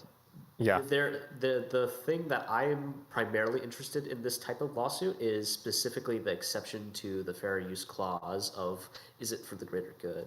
And that's going to be where you're going to have the most divisive conversation, at least among the populace reacting to this lawsuit, because there's a lot of arguments for and against the ramifications of this technology emanated throughout all of society. But yeah, I'll hand it off to Mr. Hen. Well, yeah. So to kind of wrap up the previous question and kind of transition to this, right? If the spirit of the question is whether we should be able to train models using data that's available by like scrolling through Google or scrolling through ArtStation, or like grabbing stuff off of the internet that's publicly displayed, right? Like we don't know yet whether or not you can collect those images and train a model off of them and then like fuel that into an AI. Like that's just an unknown. Like legally, we don't have a precedent for that yet. Morally, is it wrong? Like there's a way to do that in a way that I don't think is immoral, but there's also a lot of ways that you could do that in a way that is immoral. And I think it really comes down to the nuances of exactly how they collected the data and how they train their models, and all of the technical details that we'll get into when we start talking about like the Stable Diffusion lawsuit specifically. Pragmatically, though, one thing I want to call out is that once data is available on the internet, right, and you can grab it just by browsing, there becomes a legal enforceability issue here that is really hard to prevent unless you are dumb like Stable Diffusion and document how you got all of the images and thereby open yourself up to a copyright lawsuit, which is what we'll talk about here in a minute. But like in theory, right, if somebody just ran a computer program that scanned all of the images on Twitter as they flew by from a bunch of artists that they followed, you can't trace that or track that. Like that's information that was made available publicly, and even if you violate the law, and even if you violate all the immorality, that's something that's going to be really hard to try and like enforce on the other side of the black box of like AI model training. And I think that's an entirely interesting like technical part of the conversation that we'll skip over now because we want to go to the like 6. But like that, there's an interesting question of like, let's say we don't like it, how would we even find it? It's a really tough problem, and it's one that is going to get more interesting to discuss as AI moves out of the research domain and into the big business domain and into the big tech domain. Like, how do you find people who are misusing like data access for training purposes is a really hard problem. And anyway, but to go into the Stable Diffusion lawsuit, we talked a little bit about this while we were waiting for the conversation to start. But I think like to boil this down into like two main things, I think the two interesting parts about the Stable Diffusion lawsuit is that Stable Diffusion paid to create a data set explicitly built from publicly available images that were effectively scraped off the internet without obtaining like copyright licenses to copy those images. So the collection of the data itself would technically violate copyright as IP law states today, unless you can find an exclusion for like fair use, which would be a really hard thing to do, but presumably that's their only defense because they've documented the payment structure where Stable Diffusion specifically paid Lion to create these image data sets, and that's what they use to train the Stable Diffusion model. So that part of the lawsuit, in my opinion, is not very interesting to talk about because it's so blatantly obvious what happened that like unless you just want to make a really complicated argument about like fair use, which is presumably what Stable Diffusion's lawyers will do in the upcoming lawsuit, like that's just what happened. Like they copied a bunch of stuff. They didn't have the licenses to copy it. They violated copyright. Like now they can basically say we had fair use exemption, but they have to argue for that, and they haven't done that yet. So that's like big topic A, but I don't, it's worth calling out because it kind of fuels what I call like the second big topic, which is stable diffusion. This is my opinion, right? Stable diffusion can violate copyright law by copying data from images included in the training set. So the way that they trained the model opens the door for the possibility that when they create an image, they are actually copying an original image from the training set. And this is like, I think, the big debate around the mechanics of how stable diffusion functions, and we can talk about that if people are interested. But because of that, it's therefore plausible that stable diffusion is copying data from original works that it never clarified. That doesn't have a license to use. They didn't have a license from Stable Diffusion Company. They don't have a license to run it as an algorithm or as a program or as a service. They still don't have that. And the end user doesn't have a license for any of the copyrighted images because they don't even know what the copyrighted images are. So as a result of that, like every step of the process is effectively like plausibly violating copyright. But as a result of this really kind of sort of what I was mentioning earlier, it's really hard to follow this sort of chain of like action through that entire process to identify like who would be even liable in this situation. And so that's what the lawsuit is essentially provoking, right? And so I'm very much in favor of the lawsuit that was brought against Stable Diffusion, more in the sense that it's a really clear-cut case where we have as much information as possible to start answering some of these really tough questions on a legal perspective. And I might have some opinions about where this goes and like what I think should happen as a result of the lawsuit, but I think it's good that the lawsuit is happening because we need to have answers to these questions and we need to have them in legal precedent so that we can go to the more complicated, more frustrating examples of AI, like copying or not copying, however you want to define it, that we can then look back to this much like, simpler case as precedent. So I'm in favor of the lawsuit, regardless of outcome. My opinion is that Stable Diffusion, given its current technical framework, is copying images under certain circumstances. And the more interesting like place to take it from there then is, at what point do you consider the copying that Stable Diffusion is doing? How much do you consider that to be derivative enough or not? And like that's I think where the opinion farm begins to happen, where people will have a lot of interesting opinions. But in my opinion, right, they absolutely copied to get the training set, and during the process of creating output, they are still copying under certain circumstances. And now we get to ask, are they differing enough? Like, is it different enough to be considered a unique work? I will present a different scenario that I find a bit fucky. Okay. Okay. Because I was talking with somebody else who is like more educated on this topic, and the discussion quickly turned into more of like a businessy one of like, yeah, let's ignore, they fucked up, they copied this data set. Realistically, the way this is going to be used is companies are going to have their own data sets and they're going to use that material that they have rights to. Here's where I feel like rights versus fair comes into play. If I am a concept artist that's been working at a studio for like a decade, and they take all of the work that I've created for them that they have all the rights to, and then they plug that into this Stable Diffusion machine, and now that's kind of replacing a lot of my work, or it means that like I might be on the chopping block because it could replicate a lot of what I was doing. Do you feel like that's a fair outcome that's going to be happening in these companies, or do you feel like that's unfair? I guess I'm confused as to what is the harm you're suggesting? They're think, putting someone out of work, basically. Yeah, but that's so you're asking this from like an ethical standpoint, because like that's not a legal question. There's no legal interesting. No legal Oh, stuff okay.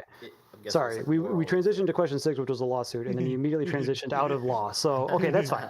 That's a Mr. Head topic. I think intuitively the immediate reaction is that it feels bad, but I think it always feels bad when someone loses their job to automation 95% of the time, or just anybody losing their job. It usually feels bad, but that shouldn't be a basis on which to like make policy out of, or even to like retroactively view decisions badly. I think it feels bad at like new emergent technologies, because it's like, well, how do they even know that like, well, they initially signed up as someone like at a dev studio. Again, it's kind of those like, you didn't intend for like this contract to end up this way because of a technology that emerged later. It's kind of like, okay, well, when I got hired here, I signed a contract that the company was going to own the artwork that I create for their products, and so they own the IP to my art. But I wasn't aware of the fact that that down the line a technology would come up that would allow them to essentially replace me and then like own my IP, and then basically even be able to potentially like sell that that ability to use that program to even other companies, right? Like to commodify it that way too. I think it's fair that I would be okay if someone labeled that as unethical. From like a business standpoint, it's like, well, the artist did sign a agreement that the company does own that work, right? The solution to that would just be for artists to make new contracts where there's a stipulation that the company is not allowed to do that or monetize their work in that way. But there's a practical issue of like, well, these companies own the rights to so much artwork already. Is that even like a possible thing that would happen? Did they already have enough content upon which to do that? I think that's more of a practical concern. I think ethically, that's probably, it feels wrong to me. I'm not going to like stake out any specific like legal language or anything, but it does feel wrong because it's like an unanticipated change in the market. I'll agree that it does feel wrong, but I also think that we kind of sidestep all the potential positive ramifications of something like that. So, like to bring you an example, I think before digital art was a thing, there's a lot of value, and I think even after digital art, there's still some market for the traditional artistry and the craft, which inherently has some value to whatever market is commissioning from the artist that is capable and specialized in that skill, right? Well, this might be going back to the specialization field, but it also, once again, I would agree that unfortunately there's like a contract, and that results in the company having that kind of leverage to do that kind of thing to artists that works under them. But it also, I think a lot of people can notice when an unskilled company kind of tries to like do whatever they can, at least with the AI right now, when like people at the company who aren't necessarily skilled or have a sharp eye for artistry to be able to generate works. I think there's going to be like commissioning from people who are more intimately familiar with the technology and can like basically commission those people. I think there's the route for that as well, because there's a lot of technical, more creatively involved aspects to people working with the AI. For example, merging models, right, or customizing model weights, right. And I think that might be a place where people will go. It will either incentivize artists to potentially go sort of a different industry and like almost entirely different skill tree, but their legacy talents could help them immensely in that area as well. But it's incredibly difficult to imagine the pros and cons in this type of scenario. But the best I can do is really look back to parallels like traditional versus digital art and how that's happening. But in the market's there. But yeah. There's a big contingent of traditional artists who make all these, who are very anti-AI art and just want it to not exist and to do all kinds of opposition to it. And I generally find most of the arguments that they make unpersuasive, but scenarios like this one are where I'm most sympathetic to them. I mean, we could generalize the scenario a little more broadly, which is that they now have to compete against something which they never could have anticipated when they were deciding to go into art, which is operating more efficiently than they operate, and which is only going to get better over time. And that's just really rough. Like, I think it really sucks for anybody that is trying to make a career out of being an artist. This is going to make it harder for them to do that. But also, I think there's no stopping that, right? Because if the AI art is going to progress with or without the use of copyrighted images, like, you know, even if they had to train on data sets that were legally collected, AI art is still just going to get better over time. They're going to have to face that competition. I'm sorry, that's got to be really hurtful for a lot of people, but I don't know what to do about it. I don't think we can stop it from happening. Mm-hmm. So I'm the villain in this one, right? Like I'm the software developer. So like it's literally my job to automate as much as I possibly can. And when I'm done automating that, I move on to a new area and then automate that. And like that's literally what I do. But what I will comment on this is that I think there, from a moral perspective, it's really important to understand whether this was like duplicitous contract signing or whether or not this was just something that evolved because the industry evolved with it. So if I am a company that has a large number of assets that I paid a bunch of designers for like 30 years ago and they're just sitting in my library and I haven't used them in a while because the IP that they're associated with is no longer relevant. But then something comes along and says, hey, we can recycle those using AI.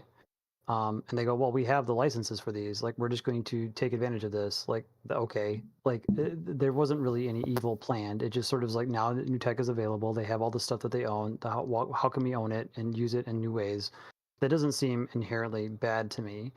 But if somebody's like, oh, wow, look, AI art is coming, we're going to effectively underpay a whole bunch of artists and like commission work from them where they don't realize what's about to happen, but we do, like, that's cruel. And I think like that's a fair thing to call out and say, look, you know that the entire game is going to change and you're taking advantage of the lack of information available to the artists because they don't understand the technology yet. That's wrong. And I think like if we want to ponder like what are ways to sort of work around those sort of cliffs where like technology suddenly just drops a whole bunch of people off and like, you know, the automation cliff. I think like being very clear and nuanced around how our contracts are written helps with that. And unfortunately, big tech, right? They just have blanket statements all over the place that to me are worthless. You shouldn't be allowed to sign a contract that includes all future technology. Like, it's just a stupid phrase. Like, nobody should be forced to be signing things like that. And big tech is always going to win the like duel there. And they've been able to strong arm people into signing contracts like that in almost every like artistic industry that exists because of their power and prestige. And I think like that's a problem. And that's the place where I would look to try and sort of mobilize some sort of resistance to that. And I think that's where like unions are going to potentially provide a mechanism to push back against that and clarify like what kinds of contracts are we going to sign. And you have to negotiate with somebody that's more familiar with the ramifications of these things across multiple industries and like stop forcing, you know, garage bands to like sign with large record labels without realizing what they're doing. Right. Like we have examples of this from every other artistic industry, and I think this is another one where people are absolutely going to get like screwed on this, and it sucks. But I think it's more of a legal question than it is like, what do we do about the tech? It's like, well, look, if you sold all your rights away a long time ago, there's not going to be any legal recourse for this. Mm-hmm. And it's not anybody's like fault. But now that the company has that, like, I'm not going to like wag my finger at them for being efficient with the things they own. I would point at the lack of legal protections in general. Sure, I think it's fair to say that something can be unethical without laying fault like any particular party. I think, yeah, like to be clear, like the people who are involved in the lawsuit, it like stems from people who are like part of like the Concept Art Association, which is like a relatively new group that was created in the past couple of years. I know people who are there, and I've talked to like some of the founding members. And you could tell by the lawsuit that like the language there isn't like stable diffusion needs to like, you know, burn to the ground or like AI art needs to stop. It's about facilitating like, you know, in at least from their perspective, right, like an ethical way to like, you know, have the technology and the rights and the IP respected. They're not, you'll of course get crazy people on Twitter and stuff, right, that are gonna, they're basically like Luddites that are gonna scream at like every new piece of like technological advancement. But most artists, including myself, just want to see like a more transparent like view of like, you know, the process happening. I think the fact that like Stable Diffusion like is putting how they did it out there, it's obviously extremely disadvantageous to them, especially within that case. But like if the claims are true, I think it's like, I think that is an unethical thing that the company did, and they knew that it was unethical while they did it. I don't think there's like any way around that. Too. Yeah. They have quotes from like the executives at Stable Diffusion noting that they should do a thing and then they didn't because they don't. Yeah. They basically point to like the impracticality of trying to do the right thing, and I think that's another fair like concern is to say, look, even if Stable Diffusion wanted to go around and try and round up like all of the copyright like holders for these things, it'd be practically impossible. And so there's something, to go back to what Cricket was saying earlier, right? There is something fundamentally goofy about the way that copyright works in today's, you know, society when you have all of this imagery that you can find on Google Images or Twitter or, you know, wherever else they can find images.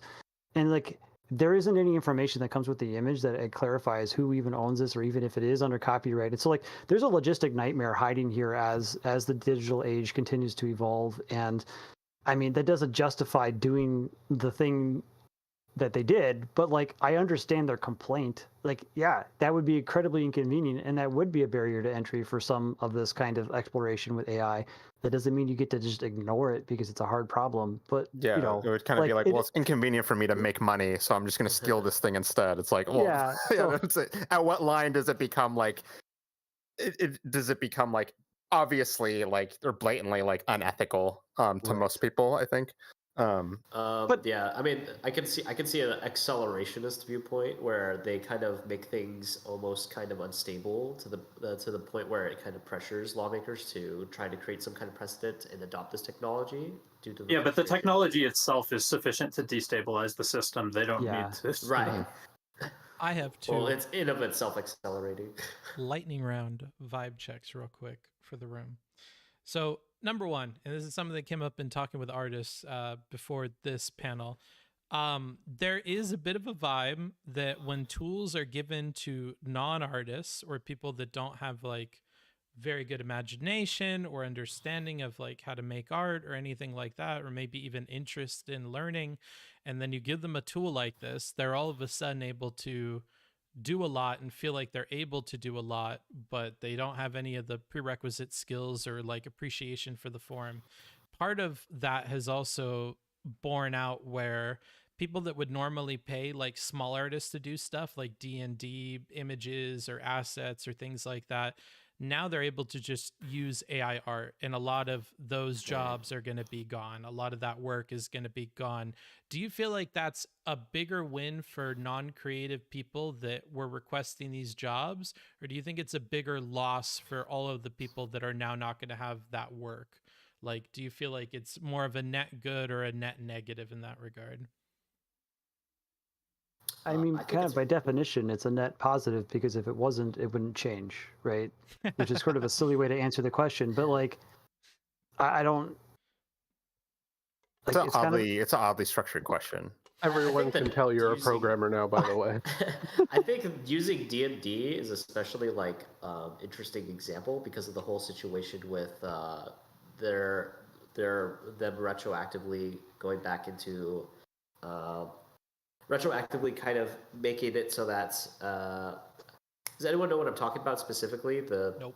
There's like a I know the I just don't was it remember the OGL thing? Yes, it's the OGL. Yes. The So like OGL. I feel like AI would get people to kind of be able to easily more get out of that ecosystem, the walled garden that the D&D kind of like space has created for those people. So like there's like a weird positive for that's kind of exclusive to this example, along with what Mr. Head said. I think the OGL has a lot more to do with people building on their rules system. I don't think it really has very much to do with their visual art associated with D&D. But I mean, obviously, it's a win for D&D players if they can get, more cheap, if they can get art more cheaply, more efficiently, whatever. Yeah. Yeah, I didn't think it was like a one-to-one like related thing per se, but yeah. Yeah, of course. There's more non-artists than artists, so you're going to see like a disproportionate benefit among that group, right? I mean, in terms of practical examples that are already happening, like I have had firsthand like feedback of people. Like I have a friend who is like in a band, and like they're not a super popular band, but like they're like a semi like local popular band, and they were like, well, instead of hiring an artist to do our next album cover, we'll just use AI to do it, right? Yeah. Or I've had friends who've lost commissions on like smaller stuff like D&D, which is a great example, right?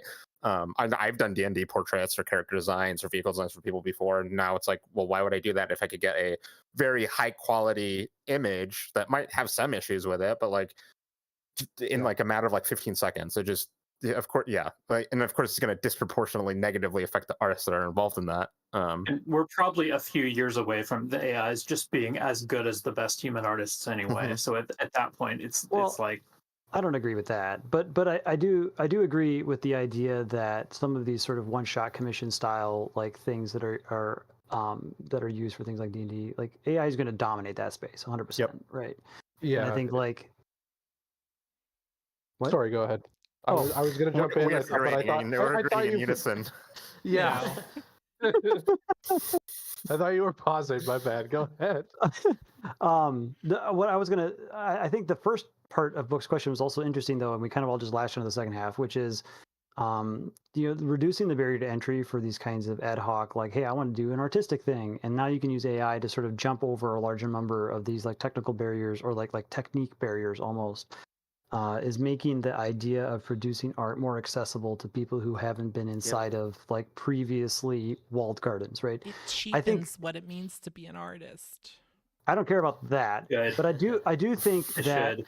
there is something interesting about the idea that there are a lot of people who wish they could have done something but they couldn't for whatever reason, Right. and whether they just like that was a self-imposed restriction that now they can get around because AI art is going to introduce them to the space of being creative and to think about like composition and like compare notes with others and things like that.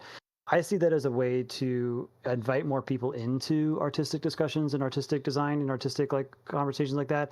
And I think the worst thing that artists could do today is to try and immediately like kick them all out because they're worried. I mean, it's fair. I understand the worry, but like the worry that they're going to lose their job as a result of all these people coming in. By kicking them out, you're guaranteeing you're losing a job, right? Like if you invite them into the conversation and show them and explain to them what you can do that the AI can't yet, like that's going to be a conversation you want to be in. You don't want a whole bunch of like non-artist people sitting around like going gaga over their D&D portraits and like you think they're crap but can't explain it to them because you've uninvited yourself in the conversation.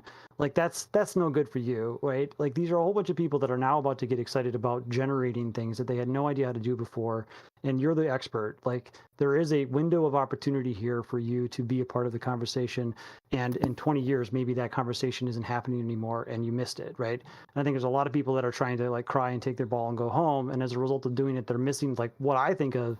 Again, I'm the tech person, so I look at all of this and go, hey, this is awesome.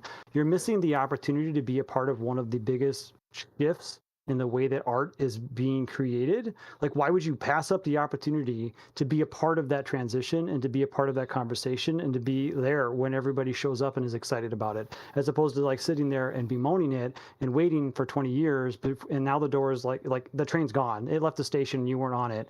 Like that's the thing. I just, again, I'm a tech person, so like I have to be there. My industry evolves every 5 years.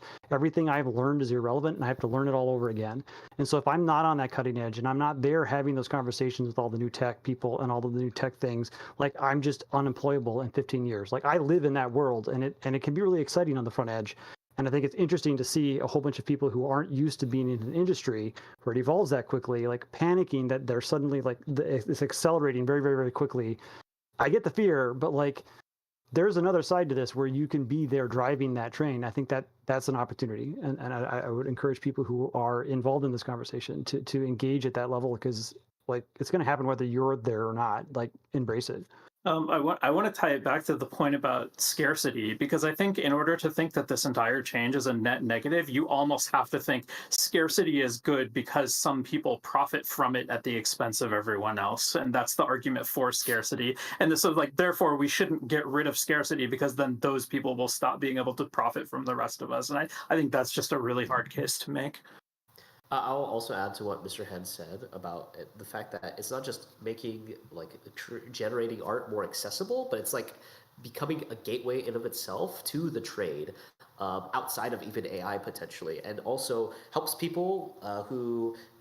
When it comes to artistry, there's like the conceptual, analytical aspect, and then there's the more kinesthetic, like actual technical application of those concepts, right? And I think they're two different skill trees in a sense. And like I said, like Mr. Head said with accessibility, one might be more capable in one skill tree versus another, and AI tends to allow to make one skill tree more accessible, more easy to conquer, and then be able to go beyond AI in of itself. So I think you're also potentially training people to have like a deeper appreciation of art, as long as they're not caught up in the whole us versus them type of wave that's going on with this transition.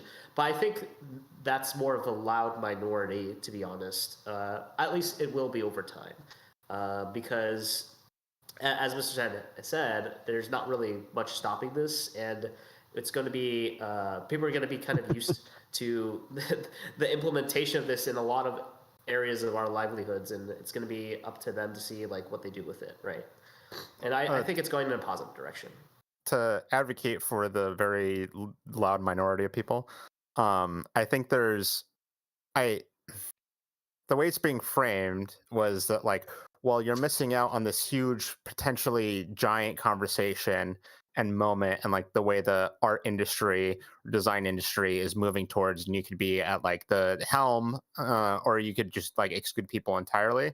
I think if I put on like my optimistic hat, that definitely sounds like a good position to have. Like, you should be involved in these discussions, don't exclude people. But to be clear, they're like very like, the potential is that you are like, well, actually the potential, it's definite that like, well, the train's not going somewhere else with you in it. You're basically like teaching someone, hey, build this new train and I'm not going to get on it. So it's probably to a lot of people, it probably does feel like, well, I'm not going to help someone build a way to like rob me of like my income or like my position, right? Like, why would I do that? Because even if I help them and everything is like, I get along with them, at the end of the day, like the jobs are leaving that way, and I'm not going to be part of that movement. So it's like, I think it makes sense for people to like want to, from their perspective, like push this back as far as possible and make it as difficult as possible, because embracing it like only speeds up that process, and then they're still left with like, I guess, nothing, unless they like completely switch career fields, but then that goes into like a whole other thing. But it, Sure. yeah, I understand the fear. There's a difference it. between embracing it and like being able to make the most of like the cards that have been dealt for people. So sure, but that's like a very but- temporary benefit, right? It's like a couple years, right? Like, that's not. To draw a bit of a parallel, it's kind of like the coal miners learn to code thing, right? Like they just essentially, unfortunately, were part of an industry that just doesn't really need to exist anymore. And for potentially like a lot of artists in the future, that could be the situation they're in. I'm sure it won't affect some like big name people or whatever, because they're going to be riding on their prestige for quite a while or whatever. But for a lot of smaller artists, you're essentially being like, hey, I know you went to art school, I know you spent a whole bunch of money, but you essentially have been replaced. Which is kind of a hard pill to swallow. And like, what can we possibly do for those people? Because like, as a coal miner, you can show up to the government office and say, I worked as a coal miner for this long. But as an artist, it's like, well, I did some commissions that amounted to this. Like, it's a very hard problem to fix in comparison, I feel like. I think the main difference too is that like coal mining, I would probably find it very difficult to believe that there are people who like enjoy doing coal mining, right? I think the thing with art is that like people should be getting a lot of like personal satisfaction out of it. They usually do. So you're like coupling that with like, also, if you want to make money, you need to do something you don't actively enjoy anymore. You're like switching your entire life around it. Whereas with coal mining, it's like, to fight yeah, time. okay. It's fight time, okay? Feel free to keep discussing this topic or whichever one you want. Hugh is welcome to come in, but it sounds like he's pussied out. He heard what was going on. He's like, what? They're actually talking about things? Fuck that, bro. I'm out. I'm not about to have a substantive discussion about anything. Hugh is welcome to come on, though, if he changes his mind. So I'll just open the floor. You guys can talk about whatever. A lot of you disagree on some very core things, and have a feeling maybe you'd want to fight. So back at the beginning, when we were talking about IP law, I was getting asked, why would people continue to create things if IP law doesn't create an incentive for them to do it? And I think if it turns out to be the case that AI really does develop to be as good as the best human artists, then I think at that point that the relevance of that question disappears. We no longer need artists to, for the purposes that we would have them today. Here, And let me ask you this: like, this is a totally loaded question, but like, Sure. how far away do you think that is?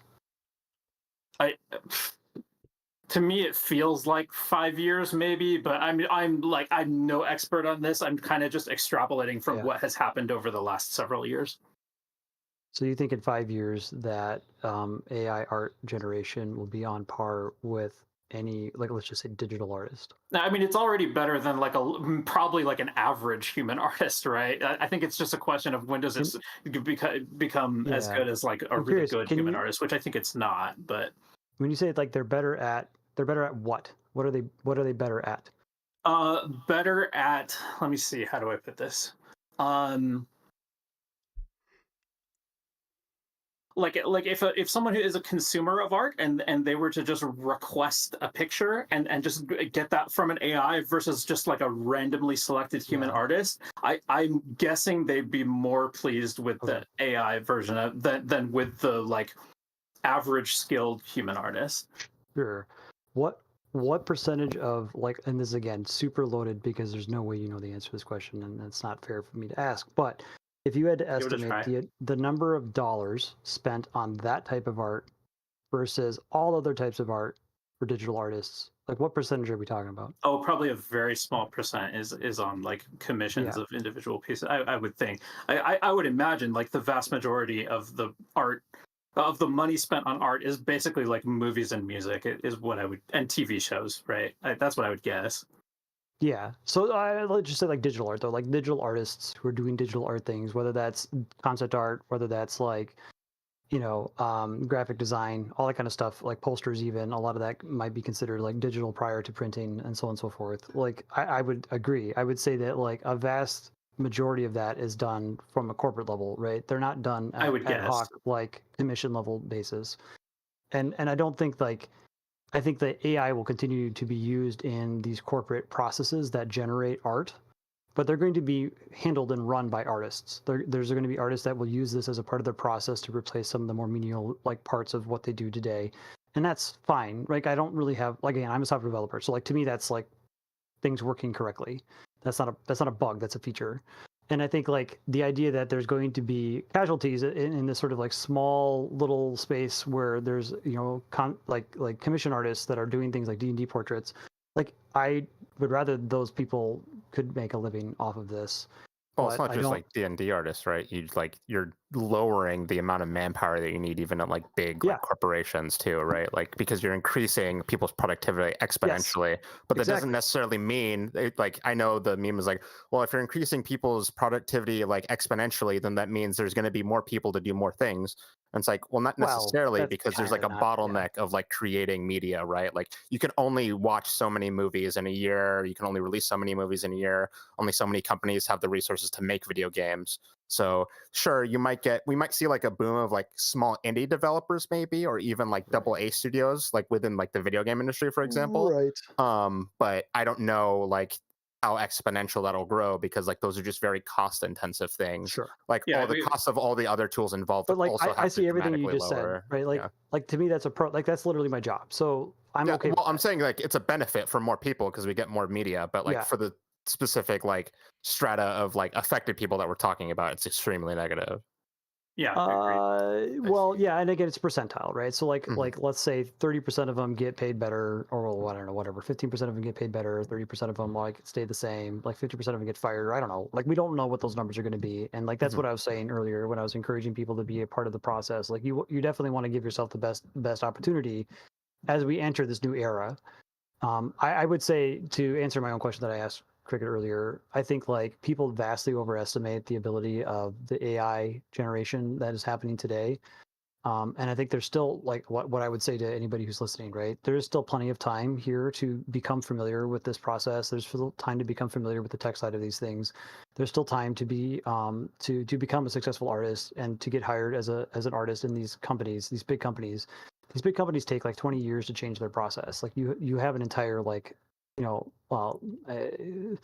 like I've only been working in this industry for 15 years, and like that's a long career to the point where like if you started today with no experience, you're not going to be replaced in 20 years, right? So like there's still a lot of opportunity left in this. Someday the AI overlords might come, right? But like I know that people will doomsay a lot of this stuff. And I get that, and I get a lot of the conversations that we've had around like, oh my, the commission artists are going to be out of work and stuff like that. Like there's going to be very real impacts of automating a lot of this stuff, but don't let that scare you away from doing what you want to be doing here, right? Like get a part of the conversation, get involved in it, find a way to integrate that into your process. Don't think of it as like you're not selling your soul to some sort of AI devil. That's not what's happening. But also don't think of it as an economically stable thing that's going to remain the same as it is today.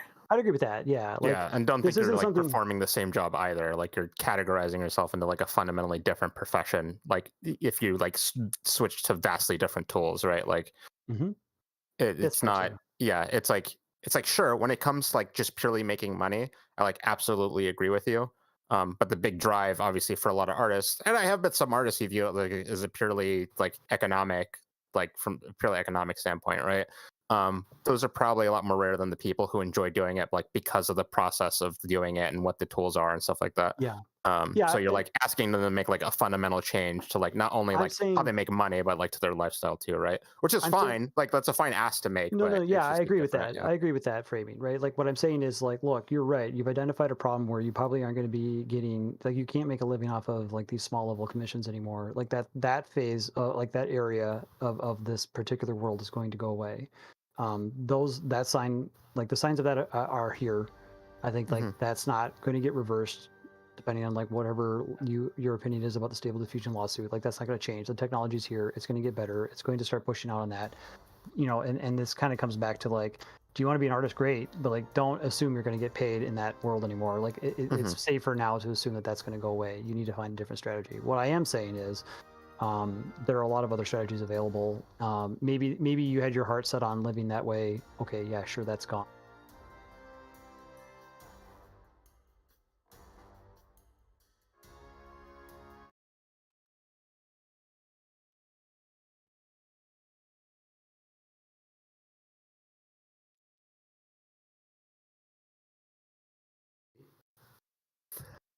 Howdy, y'all. Hello. I hope you're all having a great day. Happy St. Patrick's Day. Smart's Oh. fantastic.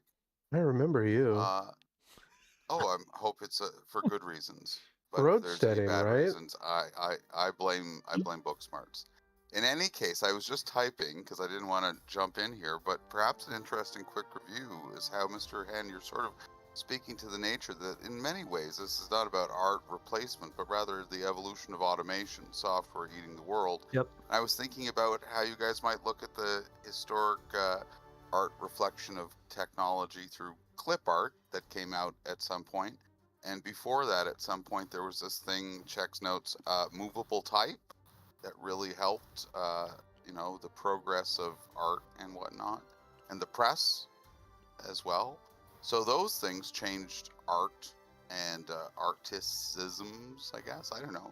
Sorry The to media, jump in here. like the mediums. Mm-hmm. Yeah, the medium expanded.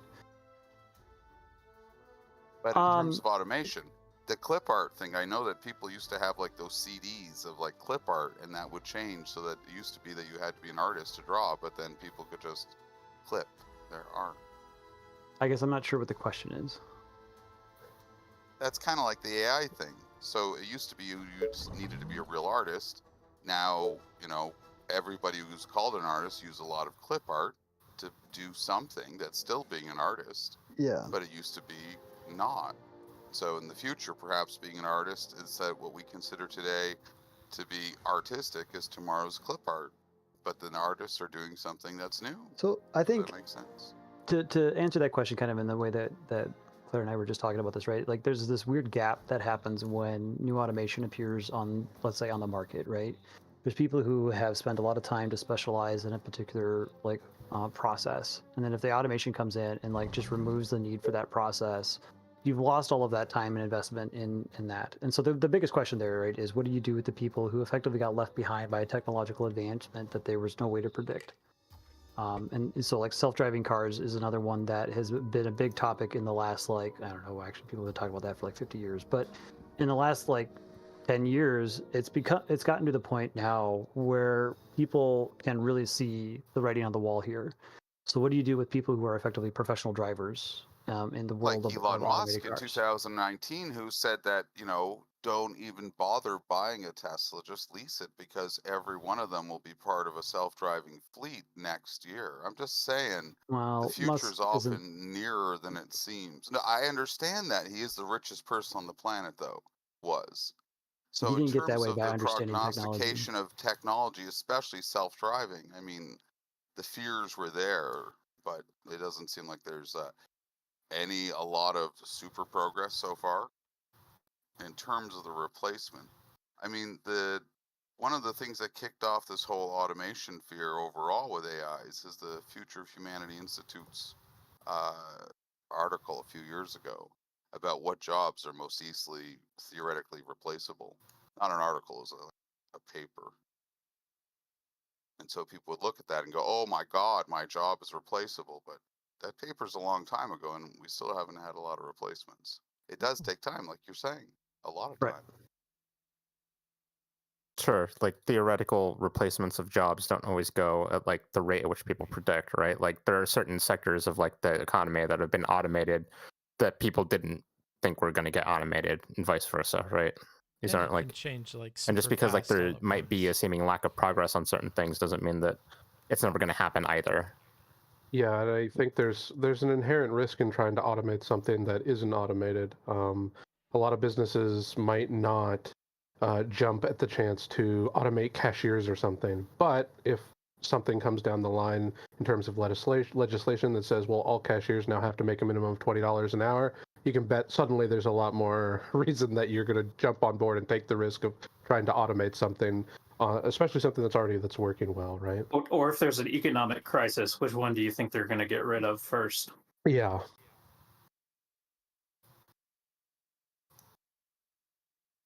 Depends on the kind of economic crisis. Depends on who they are. Yeah, A lot of days. it can depend theoretically, but if one of them is just operating much more efficiently than the other, it's just costing them a lot less money, then I think they have a strong argument to make that the human is the weaker link in the chain. First McDonald's, it's all automated, opened this week, didn't it? I'm not sure In the about that. States.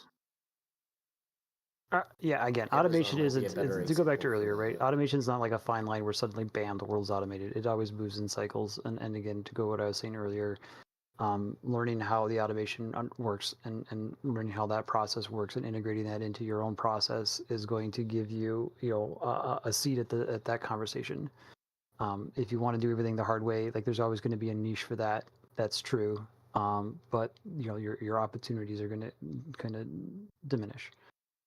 I think if you want to ask the question like an economic or like a political scale, like what do we do about the employment as a whole? Like I think that's just always going to be a part of the conversation, regardless of how automation affects employment. I don't think that automation, unless we hit some sort of like new age of automation that jumps like 10, like 100x like every 5 years, it's not moving so rapidly that we can't respond to it at a social or political level right now.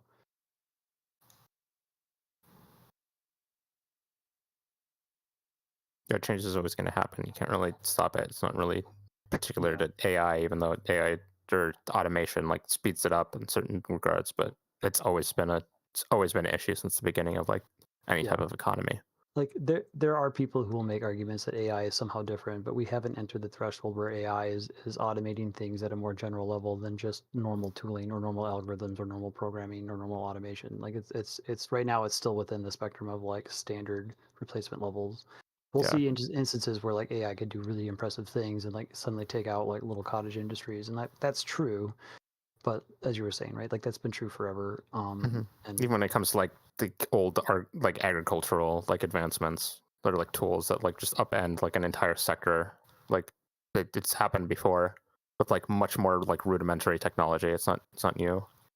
And I think a lot of these other arguments around AI art, the stuff about rights and consent and IP and all of those just seem peripheral to me compared to the economic transformation of it. And I have to think that a lot of these arguments that the anti-AI people are making, they really just seem like expressions of anxiety at the threat that this poses to them.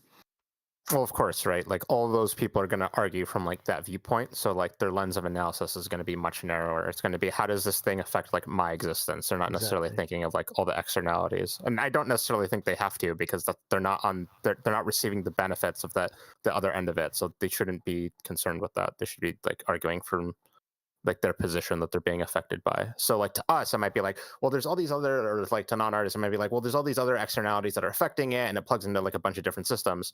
But when you're the one being affected, you're mostly concerned with how you're being affected, not necessarily all the other.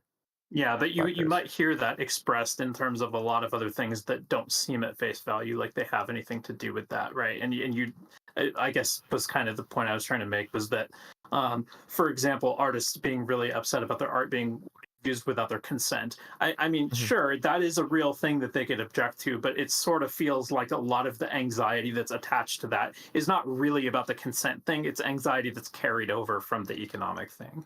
Oh, I think a lot of, at least from my experience, like being part of those communities, I think that you can use without consent and attributing, like putting your watermarks on stuff or people attributing credit, I think has been a big talking, has been a big topic for a long time. I don't know if that's necessarily true. Well, I remember you and I have talked about like your experience with people doing fan art, right? And it's like a lot of the same people that are complaining about the AI stealing from our artists are sometimes the same people who are drawing copyrighted.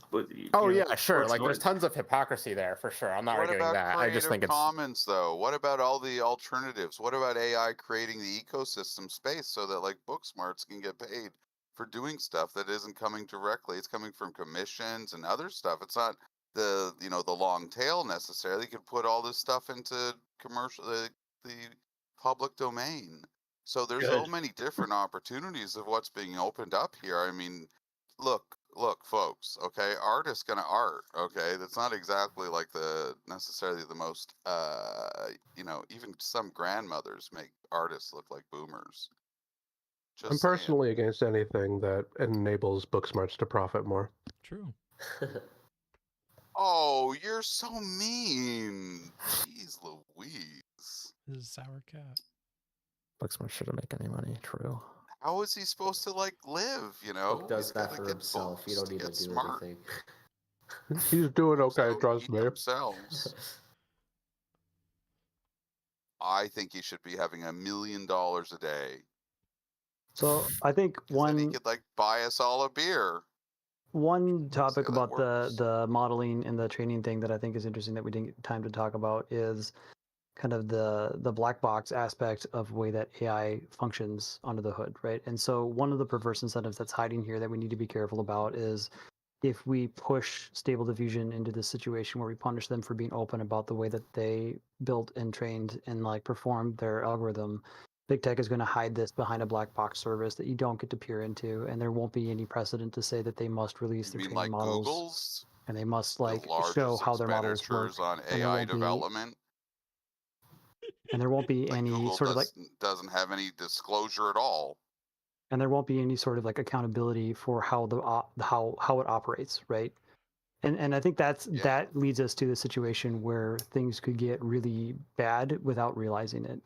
And like that's one step away from effectively big data or big tech just becoming big data. And we do see examples of that, such as like the recommendation engines hiding behind like Google or like YouTube or any of these other places that are essentially trying to curate what content you see. But if that happens to things Two like largest search engines on the planet. True. like the art Just community saying. as well, then it will that will be a very, very bad spiral out of control, right? Or it could be the best thing ever. I watched this interview with David Bowie in 1999, and the David Pac-Man interviewer man was saying, "Oh, I think it's just going to be a commercial, no big deal." And David Bowie was saying, "No, we haven't seen anything yet." And he's got new tracks coming out every week on Spotify, and he's dead. I'm just saying the future is a lot more different than we can really imagine it is, even if you have 15 years experience. Sure, but then just don't make any assumptions about anything then, right? No. Part of the conversation. No, wait. If you want to be a bully and say, well, I'm going to compare it to the absolute and thus we'll never have that, that's fine and dandy, cotton candy, but I don't do that because I work in AI safety. So I worry about paper clips. You know what I'm saying? Yeah, then you're not in the same conversation. You're not talking about the same AI that we're talking about. Could I bring this conversation to a because an artist AI could go crazy in ways that are a bit artistic. Like I really need to make all the things in the whole world into paper. Arcadius, what were you saying? Optimize reality.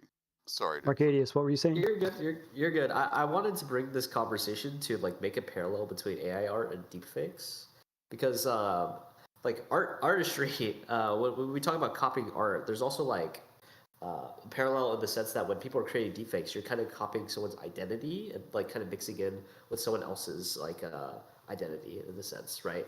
And so there's like there's not as much of the like job insecurity quite yet, but there's more of the sort of like I feel like when someone is art is stolen, I would say that they would prefer that over something like having a deepfake made of them. So like there's more of a negative in that route compared to art. Whereas with the job security, it's much more right now a negative for the AI art comparison, right? Yeah, I agree with that. I think deepfakes are an area of law that has a lot of work left to do, and there's not a lot of clarity around how that's supposed to function or when it's okay or not okay.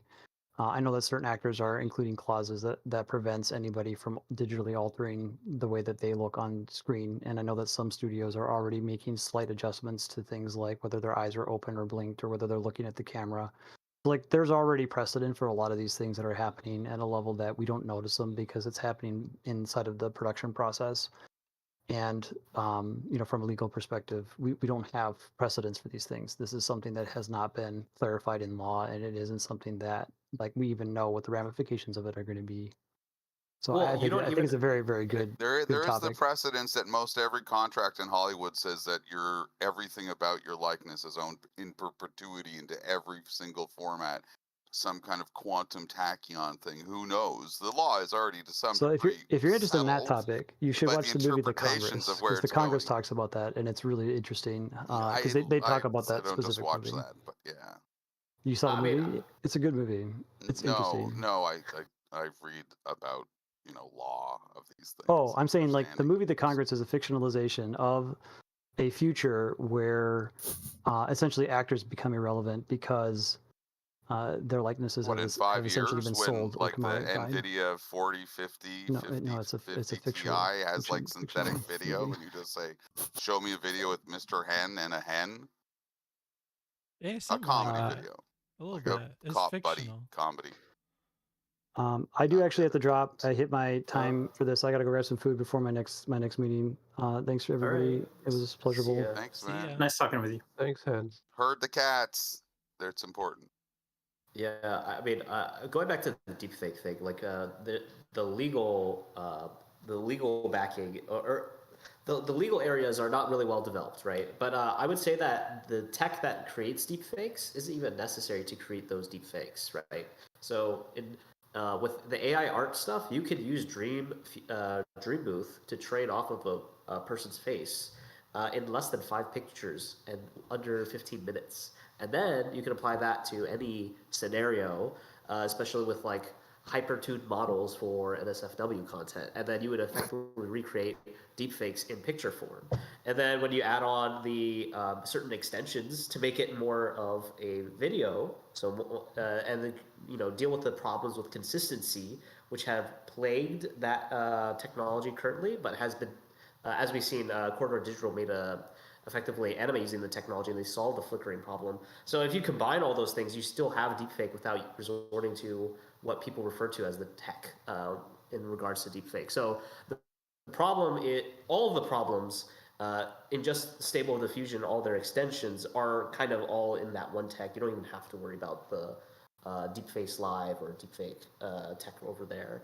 And that is a concerning thing that I think we're going to have to deal with even sooner than we think. But yeah, that's kind of why I wanted to mention that. It's just that deepfakes aren't even needed for deepfakes, if that makes sense. Yeah, that makes sense. I also got a dip, so it was nice talking to you guys. Well, I gotta go now, so Well, that's a see you wonderful guys later. place to end this Sure. panel. Thanks for coming, because, Claire. As I understand, the discourse has devolved, Hasta la vista, and I do want to play video games. baby. Mildly I probably have frustrated to that go Mercury's soon. been sitting in here and they haven't said anything that they solved AI art and this whole discussion is cringe and is very simple if you view it through utilitarian ethics or something. Well, you got anything to say to that, Mercury? Well, I didn't want to impose. There we go. You're here to impose. Go ahead, impose. Feel free. Bots wasn't paying attention to the previous several hours, so, you know, Okay, Bots well. wouldn't want to retread any ground. Just keep going. If I you wanna have adapt for you 5 can seconds. ask your chat GPT to summarize it and then tell you what we were talking about. It's awesome. I think if it's a conversation that involves humor, I don't think it will retread ground. To be frank, you have a unique approach Is your name to Frank? combos.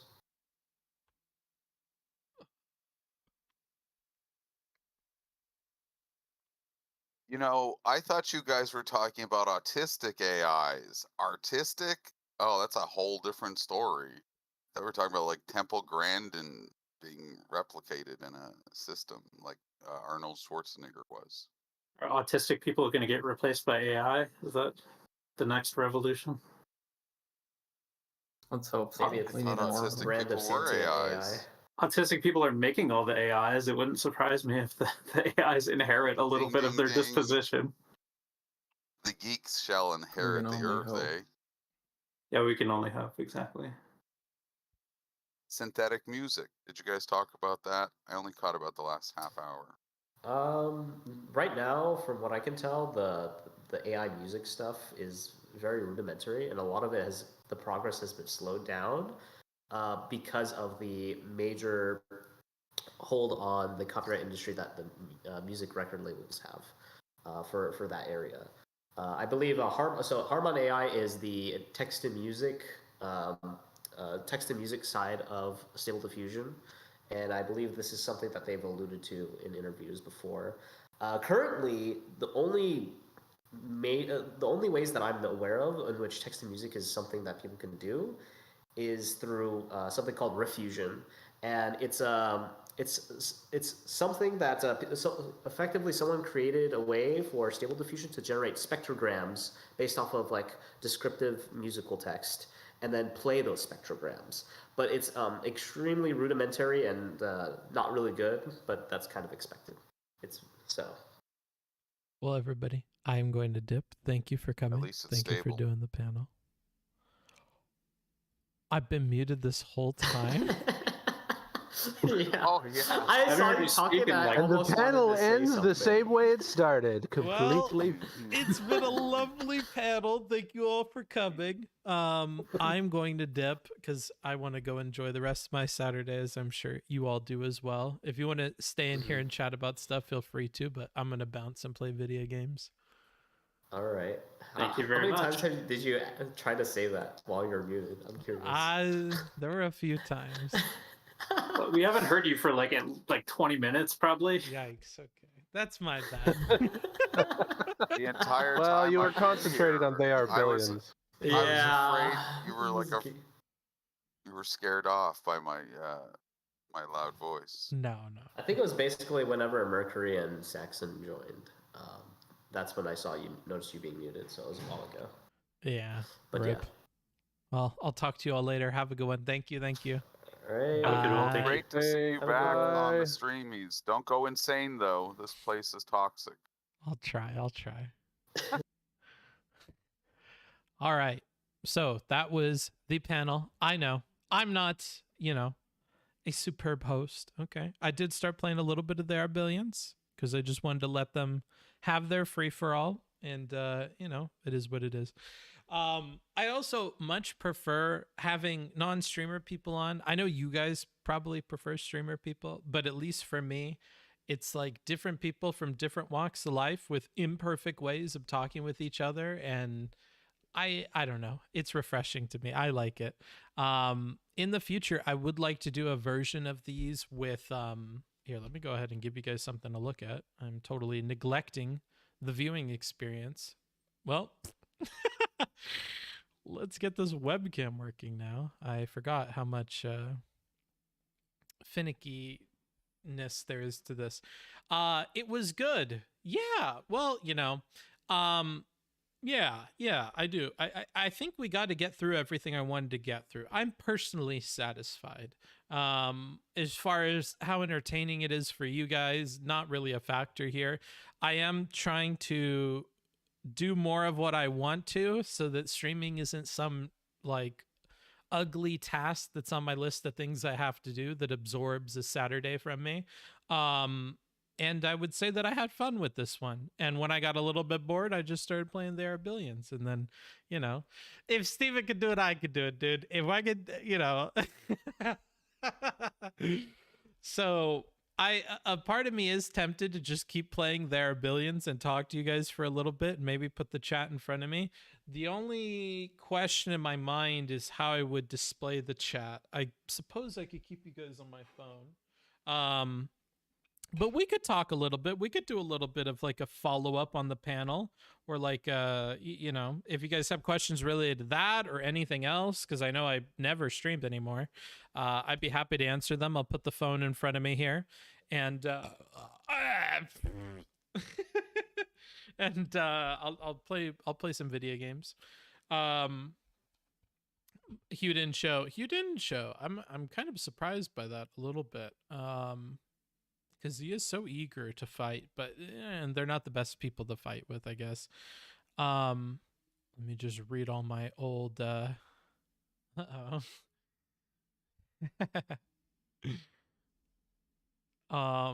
just reading all my DMs and catching up. Oh, there's my timer for, hey, you should probably cut the rest of it. Bruh, what? Booksmarts, do you still have beef with Chud for calling you book retard? Indeed, I do. No, I do enjoy fucking with Chud quite a bit, though. I do enjoy yanking his chain now that I'm not involved with any drama stuff. Like, tempt him with, like, a crazy story or two and then pull it back immediately. So I retaliate against Chud in my own way. We have a very adversarial friendship, maybe. So that is a thing. Let me get the game up on the screen for you guys. Another tough thing is my monitor is like crazy dimensions.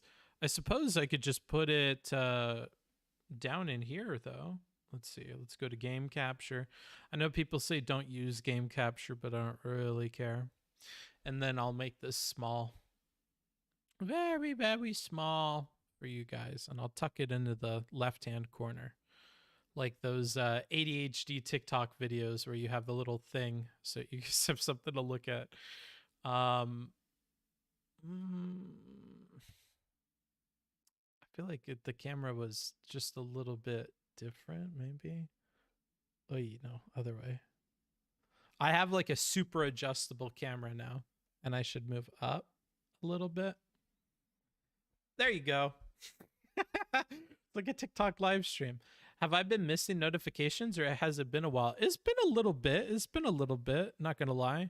But I don't think I've streamed since like Christmas time or whatever.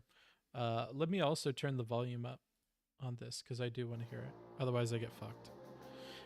I'm struggling. Okay, so to quickly explain this game, it's basically like an RTS, like a real-time strategy game that is with zombies. Okay, so you're gonna have a place that you need to lock down and build a bunch of buildings so people can live there. You have some amount of population that you need to build up, so you have to have some amount of houses, and then you need to kind of live long enough to survive all the waves and whatever. You may have seen this on Destiny's stream. I started playing it after seeing him play it a little bit, and now I'm obsessed with this game. So I need my CSGO surfing clips overlaid on my commentary. Yeah, I don't blame you. But yeah, so that's what I'm going to be playing. I'm also on 500% because I had an 800% run, and I feel like I need to catch up at a lower difficulty and then play around with it a little bit. I don't want to have different percentages on different runs because I'm autistic, so I don't want to do it that way. Oh, the first two, I swear to God, I did this on the wrong difficulty and I had to restart it, okay? Don't judge me for my 5 defeats. AoE's fans will like this one. What is AoE? AoE. That's area of effect, but I don't know if that's a person or not. I've also been working a ton lately. I'm basically doing product management at my new job. So a step up the rung, and it's just been a lot of work. It's a lot of work. It's a lot of meetings. It's a lot of hours. It's a lot of thinking about stuff for long periods of time. It's super draining. So it's hard to want to like go on stream and then put on a whole dog and pony show for you guys. And, you know, I worry that I don't have the energy to do it, or that I'll poop out after like an hour and then, you know, feel bad about it. And then I'd feel worse about streaming for an hour than I would about not streaming at all. And yeah, so there's a bunch of baggage there. But I do like the idea of just maybe saving some of the stuff I'm looking at on YouTube or whatever and coming on here and talking with you guys about it. I think that would be easy to do. And I think also I should have more going on than just my job, probably. Everybody has some kind of side hustle. I don't mind this as a side hustle because it's fun, and could be more fun if I just do stuff that I like, I think. I don't want to see you pop up in my feed. Chase my arrows. Okay, good to know, bro. Good to know. Keeping it a buck fitting with me. All right. What? Roger that. Cat herding is a career? Who? Let me put Oh, this person wants to be banned. Oh, okay. Right. You're gonna have to say something worse than that, bro. You are gonna pay You have to do for more this, than right? bully me. That's what all my normal viewers do. Oh wait, no, I see the other things that you've said. Okay, now you actually do get blocked. Nice. Why? Why come on and say mean racist stuff? I don't understand. That's the kind of stuff where you would think that is what discourages me from streaming, but it really doesn't. I don't care if somebody comes in here and calls me a greasy Mexican. Tell me. I think I'm kind of flattered, you know? I feel like a lot of white folk don't give me enough recognition for my Mexicanness, and there you are, providing it to me on a plate. Appreciate it. Very culturally sensitive you are. Thank you for that. All is well, books. Yeah, all is well, dude. I'm doing poggers. Attack! Oh, here we go again. Yeah. As far as small talk, generally I think about things that I'm like doing that are outside of stream, but lately it's all been work, and I'm trying to be really careful not to talk about work stuff too much. I don't want to put anybody on blast or like talk shit on stream or make the company look bad or anything like that. So I'm generally trying to avoid talking about work, but that is where a lot of my brain is absorbed. It was the same way when I streamed. Like whatever my job is, I like really going hard into it. That's why essay writing was like such a good fit, because you can just kind of know life it, and it benefits everything because like there's never, you know, not something to read or to be learning about. But let's think. What sort of YouTube holes have I been in lately? I've been watching this dude named Caleb Hammer. I don't know if y'all have heard of him. Nice of someone to see you as not white passing for once. Yeah, that's what I'm talking about. It's a very nice of him. Bring up my ethnicity. Oh fuck. Just tell me what to do. Yeah, I've been watching this guy named Caleb Hammer. He brings people on, and he's like a personal finance dude who doesn't give actual personal finance advice like fucking the lawyers do on YouTube. And he like looks at their last month of all their bank statements and like goes through it line by line and like circles and checks and highlights shit that they shouldn't be buying.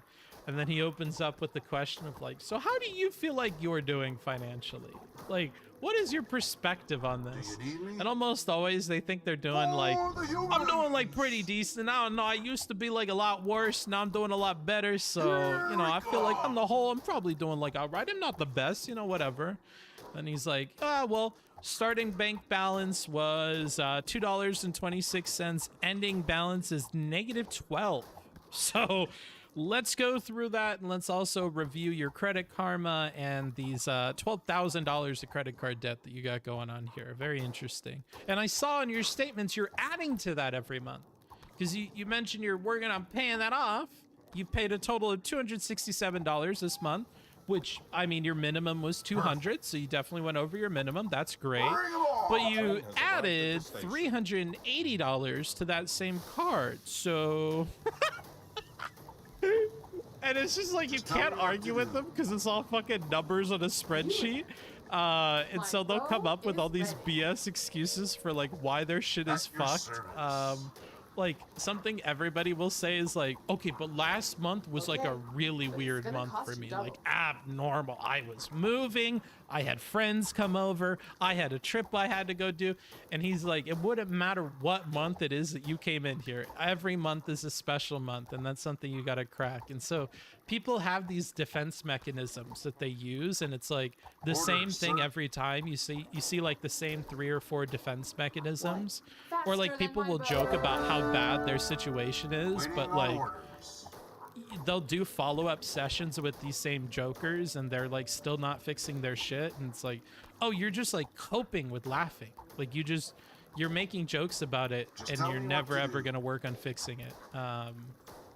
So some of them are depressing, but he doesn't only have people that are in financial ruin on. Sometimes people will come on and like they've maxed out the Roth IRA, and they've fucking done all this other cool shit, and they have like a ton of stocks and whatever, and they're making 6 figures and saving it all, and you know, but there's always something to be improved, I suppose.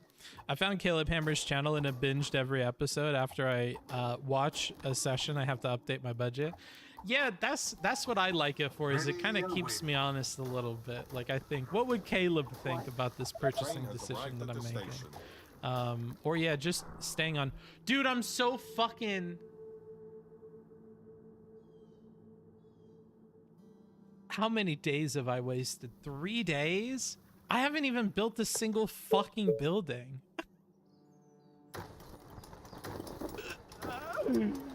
Oh no! I'm gonna be behind, bro. I lost all this income that I could have been having. Speaking of poor financial decisions, Booksmart's not managing his resources effectively. Oh no! Fuck! I'm so down on all the resources now. I think that might have actually doomed this run a little bit. I think that's actually really bad. Oh well, I guess I can build everything out at once now. Wait, no, because this is here. They need to be over here. This, right? Fuck, that sucks. I can't believe I did that. I'm gonna have to like build everywhere because I'm gonna be so behind on resources now. Man, that really sucks. I'm gonna have to demolish that later though. Man, that's real fucky. In case you have no idea what I'm talking about, you have to be building buildings as the game progresses and gives you more money and stuff. And I have like no wood production, no rock production. I haven't expanded. I'm so far behind. I didn't put any buildings down this whole time. Ah, that sucks. Roasting someone's personal finances sounds like great content. I can tell you from personal experience, it makes for amazing content. It's very funny to watch.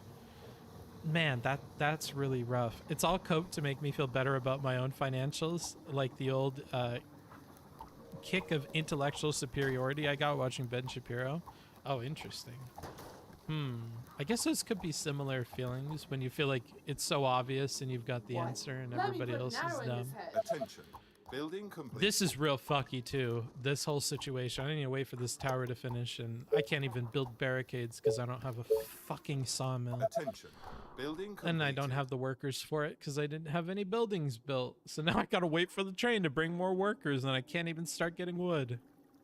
Oh man, what do I build then? I guess start putting some of these down. Hope they don't attack it. Aren't there other units to I'm gonna bother? move the sniper up as well. Yeah. All right. Just put him over here. Man, we're in a tough spot video game wise here. I really don't like this setup at all. Are these 3? Okay, I'm gonna move one up here. Sounds just to interesting. be safe. It could be worse. What's up? Any infected Just around? keep them there. We'll Waiting make this on guy orders. patrol out to here. Great ideas, sir. Okay, all set. We really need to start taking care of these because I have no protection here. Very, very, very scary. Can I make... Nope. Oh yeah. But yeah, watching Caleb Hammer. Let me think. What else have I been watching? Honestly, because at work we work with creators and stuff, I'm constantly like looking for new people and like watching people that are like signing up for our courses and stuff. Where is the colony being attacked? No, that's fine. That'll be Aren't okay. there other units to bother? Are you sure? So yeah, I just don't know what I can talk arrows. about. I actually didn't think about this before streaming, but it's Straight actually to the really heart. tough because I don't want to talk about too much from work. But that consumes my bow life. is ready. In the future, if I do one of these, of course, I'll prepare a bunch of notes. I'm sitting in front of like all the different notes I was doing for the panel. Believe it or not, I am paying attention and like marking what people think and stuff, and maybe it'll come up later. Oh shit. Yes, tell me, but be quick. But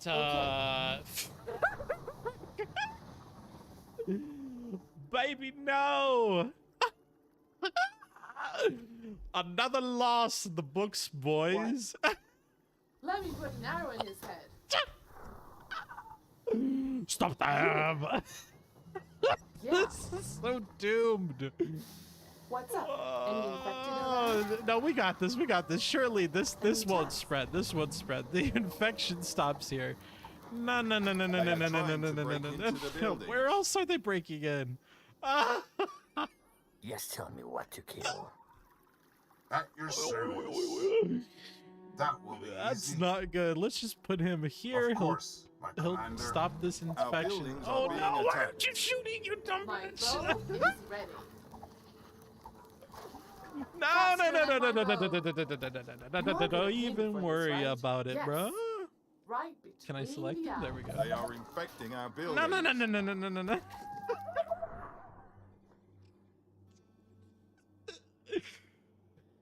All right, this one's a loss. Let's pass the point of fixing. When am I getting the Factorio space stream from you, book? I don't know if that'll ever happen. I should change the dimensions on this and just play a serious round of this.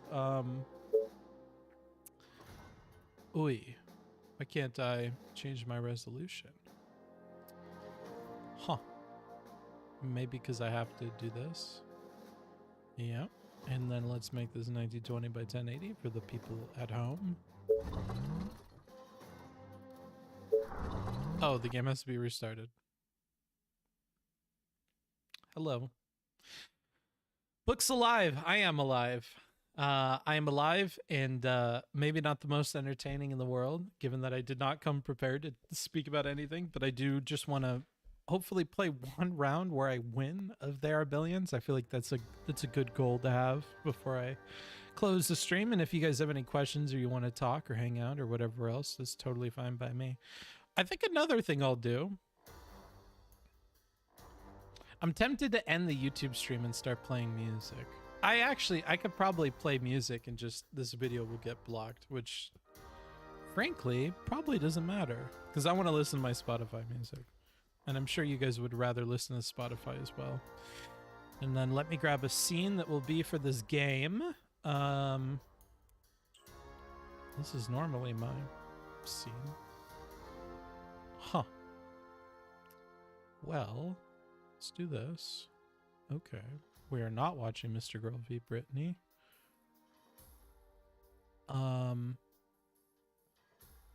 Let me in, Bookie. I can give you content with my worst anime tags. Okay, why not? I'm gonna join the Five Heads channel in Discord, and if you join the live wait room, I can just drag you in. Free content is the best kind of content. And then, let me make sure everything is good here. I don't know why we still have this dono goal. It's kind of lame. Let's drag me down. Actually, where should I be when the game starts? Let me hit continue on this. This works out well for the game because I can actually read chat while I'm doing this. Let me rearrange some things here. But yeah, I'd be happy to have you in. Let's see. Okay, you did join. Let me drag you in. All right, what are the bad takes? Man, let me tell you, Booksmarts. You're You're a Naruto fan? I feel like I've heard you talk about Naruto a little bit before. Yeah, Naruto's great. Personally, Naruto after like Land of the Waves arc, no more Zabuza, not that great. And the reason is at least in my opinion, is because we have what I would consider the massive training, Naruto's getting better, yada yada arc. Oh. And then we just find out, well, I guess before I say this, it's an old anime, but spoilers for anyone else. He's just born with like the what you would call like the red thread of fate. He's just the sixth pants, you know, he's the important son. That whole speech he gave to Neji about fate not mattering that was the only thing that mattered. It wasn't that he trained hard. He didn't like work to get anything better. He was just born to be the best. Like why take us all through that? I just think it's awful writing. To me. Who's born to be the best? You think Naruto was born to be the best? Yeah, he had like the Sage of Six Paths, and he was like the descendant of like one of the original creators of Chakra. Yeah, but that's not wasn't he like the decided reincarnation? until late into the writing of Naruto that it was going to be that way. He came up with that right at the end. I don't know. It feels like the opposite of like the gun on the wall thing, where we've set up this whole thing of Naruto's gonna be this guy who just works hard and we can all get behind him because he works hard, and sure, he's got nine-tailed chakra, but at the end of the day he's got to work hard to get through it, and at the end it's like, well, I guess he didn't really have to work hard, because at the end of the day, you know, it was gonna be it was gonna be him no matter what. It just feels silly to me. I don't know if I'm being too picky about it, but that I think as an adult, I understand and take into context like how it was written, and he had none of that baloney on his mind the whole time he was writing everything before. So that's why I don't see how that change at the very end that wasn't even canonically in his brain affected everything before, really. Okay. Personally. But it's gonna cost you double. Building complete. Do you need me? I see your opinion, but it just is so frustrating to me. I see this a lot or I guess I noticed this trend a lot in, I guess I expanded from anime to young adults fantasy. Whenever it's like, oh, we are the good people, and these people are the not so good people, and the good people can do magic, and then all of a sudden there's like a not so good person that can do magic, and it's like, well, why can they? It's like, did they work hard and train and study? It's like, no, they're actually the secret descendant of the really good people. It just, I don't know, maybe I'm being pedantic about it, but that just feels like bad writing. Like I feel like I'm not wrong, but This better be good. Yeah, that just doesn't apply to the whole rest of Naruto. Yeah, I don't know. You know, full disclosure, I am a One Piece fan, so it could be that I'm just biased on on the other big three, that I'm just biased towards my favorite one. But I feel the same way about Bleach, when it feels just like, oh, actually, do you know much about Bleach? I don't want to spoil anything for you if you plan on watching it. You are gonna pay me for this, right? It's just the same thing at the like near the end of it, like it's all been foreshadowed and everything, but it turns out that he's, you know, the one who like his family lineage or whatever is what makes him good, not his hard work or anything like that. And those always just feel like cop-outs to me, but do you feel like in your own life you were set up with like a winning ticket? Ooh, in my own life? No. But I also haven't worked hard. My circumstances only, you know, I can really only blame myself, I feel. But it's, man, how do I want to say it? So I actually know a guy who I think was handed everything, and a lot of times he says like, well, I kind of like worked hard to get to where I'm at. And if I ask him, like, well, where did you work hard in at? He kind of says, well, it all started when my dad owned a successful company. And I think that he's mostly joking, but that's where he starts, like, how he worked hard was that his dad was successful. He's a relatively hard worker, but I don't want to crap on him. He might be watching somewhere out there. Well, I mean, if he's joking about it and you think he's a hard worker, then do you really feel like he had everything handed to him? Not everything. But I would say that he probably had a further ahead starting point. Like if we were both running a marathon, it might feel like he probably had a starting point that was, I don't know if I was a marathon, like 26 miles. I'll say that he had to run 21 miles to be successful, and I had to run, I'll give myself a little bit. I'll say 24 instead of the full 26. And so I can see how even if he had to run 21, he still had to run all 21 to be successful. It's not like he could have just sat there. But I feel like at least in fiction, it just annoys me. It's why I like Asta a lot from Black Clover, because I think that dude's the epitome of hard work. I think that everything he does is like it just does 10,000 squats a day and swings big sword. And I think but I haven't seen enough about Black Clover, so if it ends up being that he also was like the secret person or whatever, the chosen one, so to speak, then I might feel different about it. Someone in your chat knows if Asta is actually another just kind of got born with it kind of luck. They could blow me out right now. Does it take that much out of it for them to have been in that situation? I don't know, because they still did all the work all the way up until the point where you learned that, right? You are gonna pay me for this, right? My bow is ready. Yeah, I think that it's, for some reason, I think it hits me more in fiction, and I think that I'm more hypercritical of it in that way, because I'd be wrong to say that, for example, Shaq has even gone on record in saying that he did not work hard when he was an NBA player, and that if he worked hard, he would have had like 7 championship rings instead of 4. And that he probably could have won even more with Kobe. So just because someone is blessed with something doesn't mean that, like, if they don't use it, then they basically lose it, right? Right. Is that kind of the point you're trying to get at? Probably not. Like, okay. I'm just saying, from our point of view as viewers, we were so impressed by all the work they were putting in. Like, I don't think that learning this one thing really, like, changes my perception too much of all of that. Like, as far as fiction stuff, because I just look at it as like, oh, these crazy Japanese storyboard people, they just like always include this motif, but like it doesn't have much bearing on like my evaluation of their work or whatever.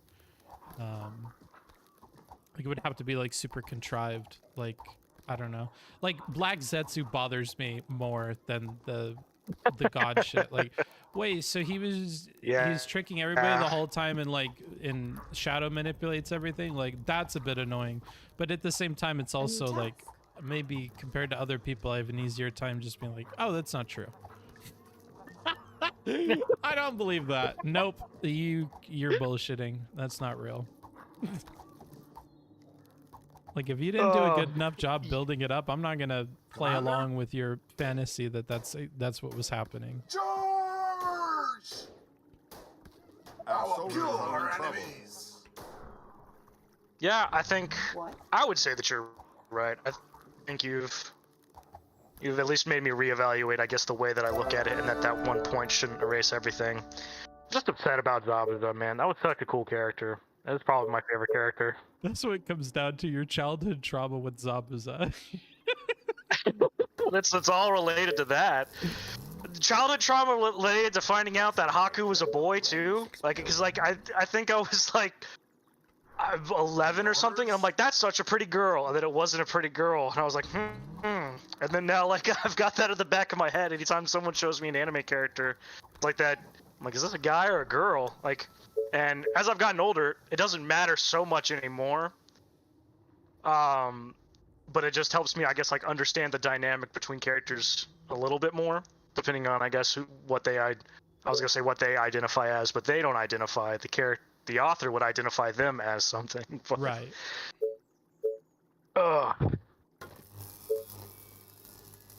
Yeah, I remember someone was saying something like, well, Naruto really worked hard, and then I think I saw something, it was like going back in, or I guess forward in time to Boruto, and it was like if Neji got to talk to Naruto again, it was like, hey Naruto, remember how you said about how like fate doesn't matter, and we write our own fate, and like none of it's determined, and we can be whatever we want to be, and then you were the sage of six paths, and you were the reincarnation.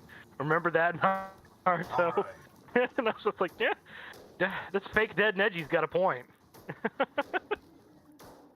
That should be your headcanon. And then they should both summon Kishimoto from Earth and then beat the shit out of him. There you go. Oh, that would be great.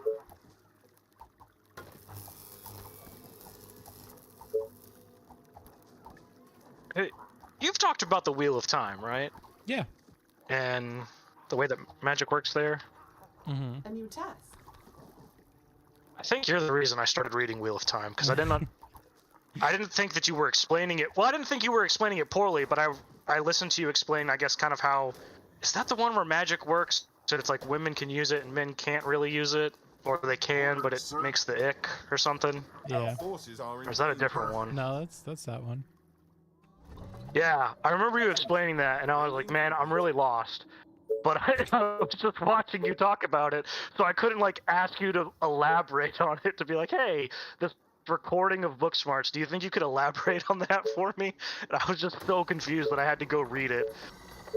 That's what you get for being a V Omega Lodi loser, bro. Oh my gosh. I try so hard, man. I caught it today. I mean, True. I guess that doesn't help for being in the past. It's an improvement. Yeah. I think I was also there for your Destiny's manifesto about Vosh. I had mentioned it was like the trapping. What exactly was it? When Destiny said, like, if someone says, like, despite being 1350, blah, blah, blah, I think I had said something like, if someone says slavery was about states' rights, just say states' right to what?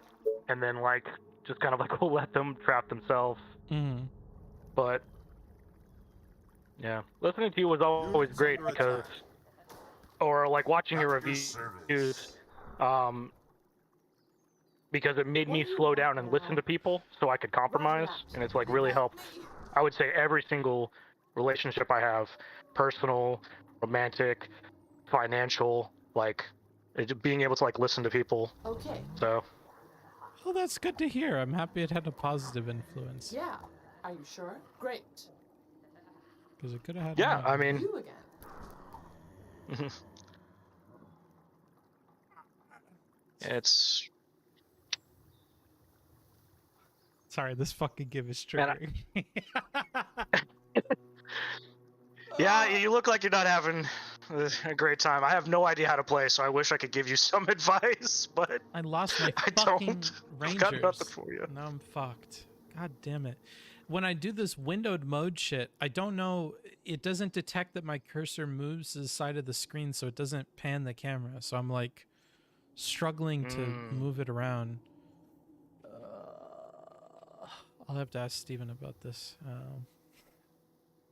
But that is good to hear. I'm happy to hear the positive influence, and I agree. Listening to people is important. And communication is like, it's a very powerful thing. Like I've really learned at work that, like, when you're uncomfortable with communicating with people, or you're not, like, you know, that's not a strong suit of yours, or you don't enjoy doing it or whatever, that really hinders your ability to do anything. Okay, I lose this whole fucking game. But oh no.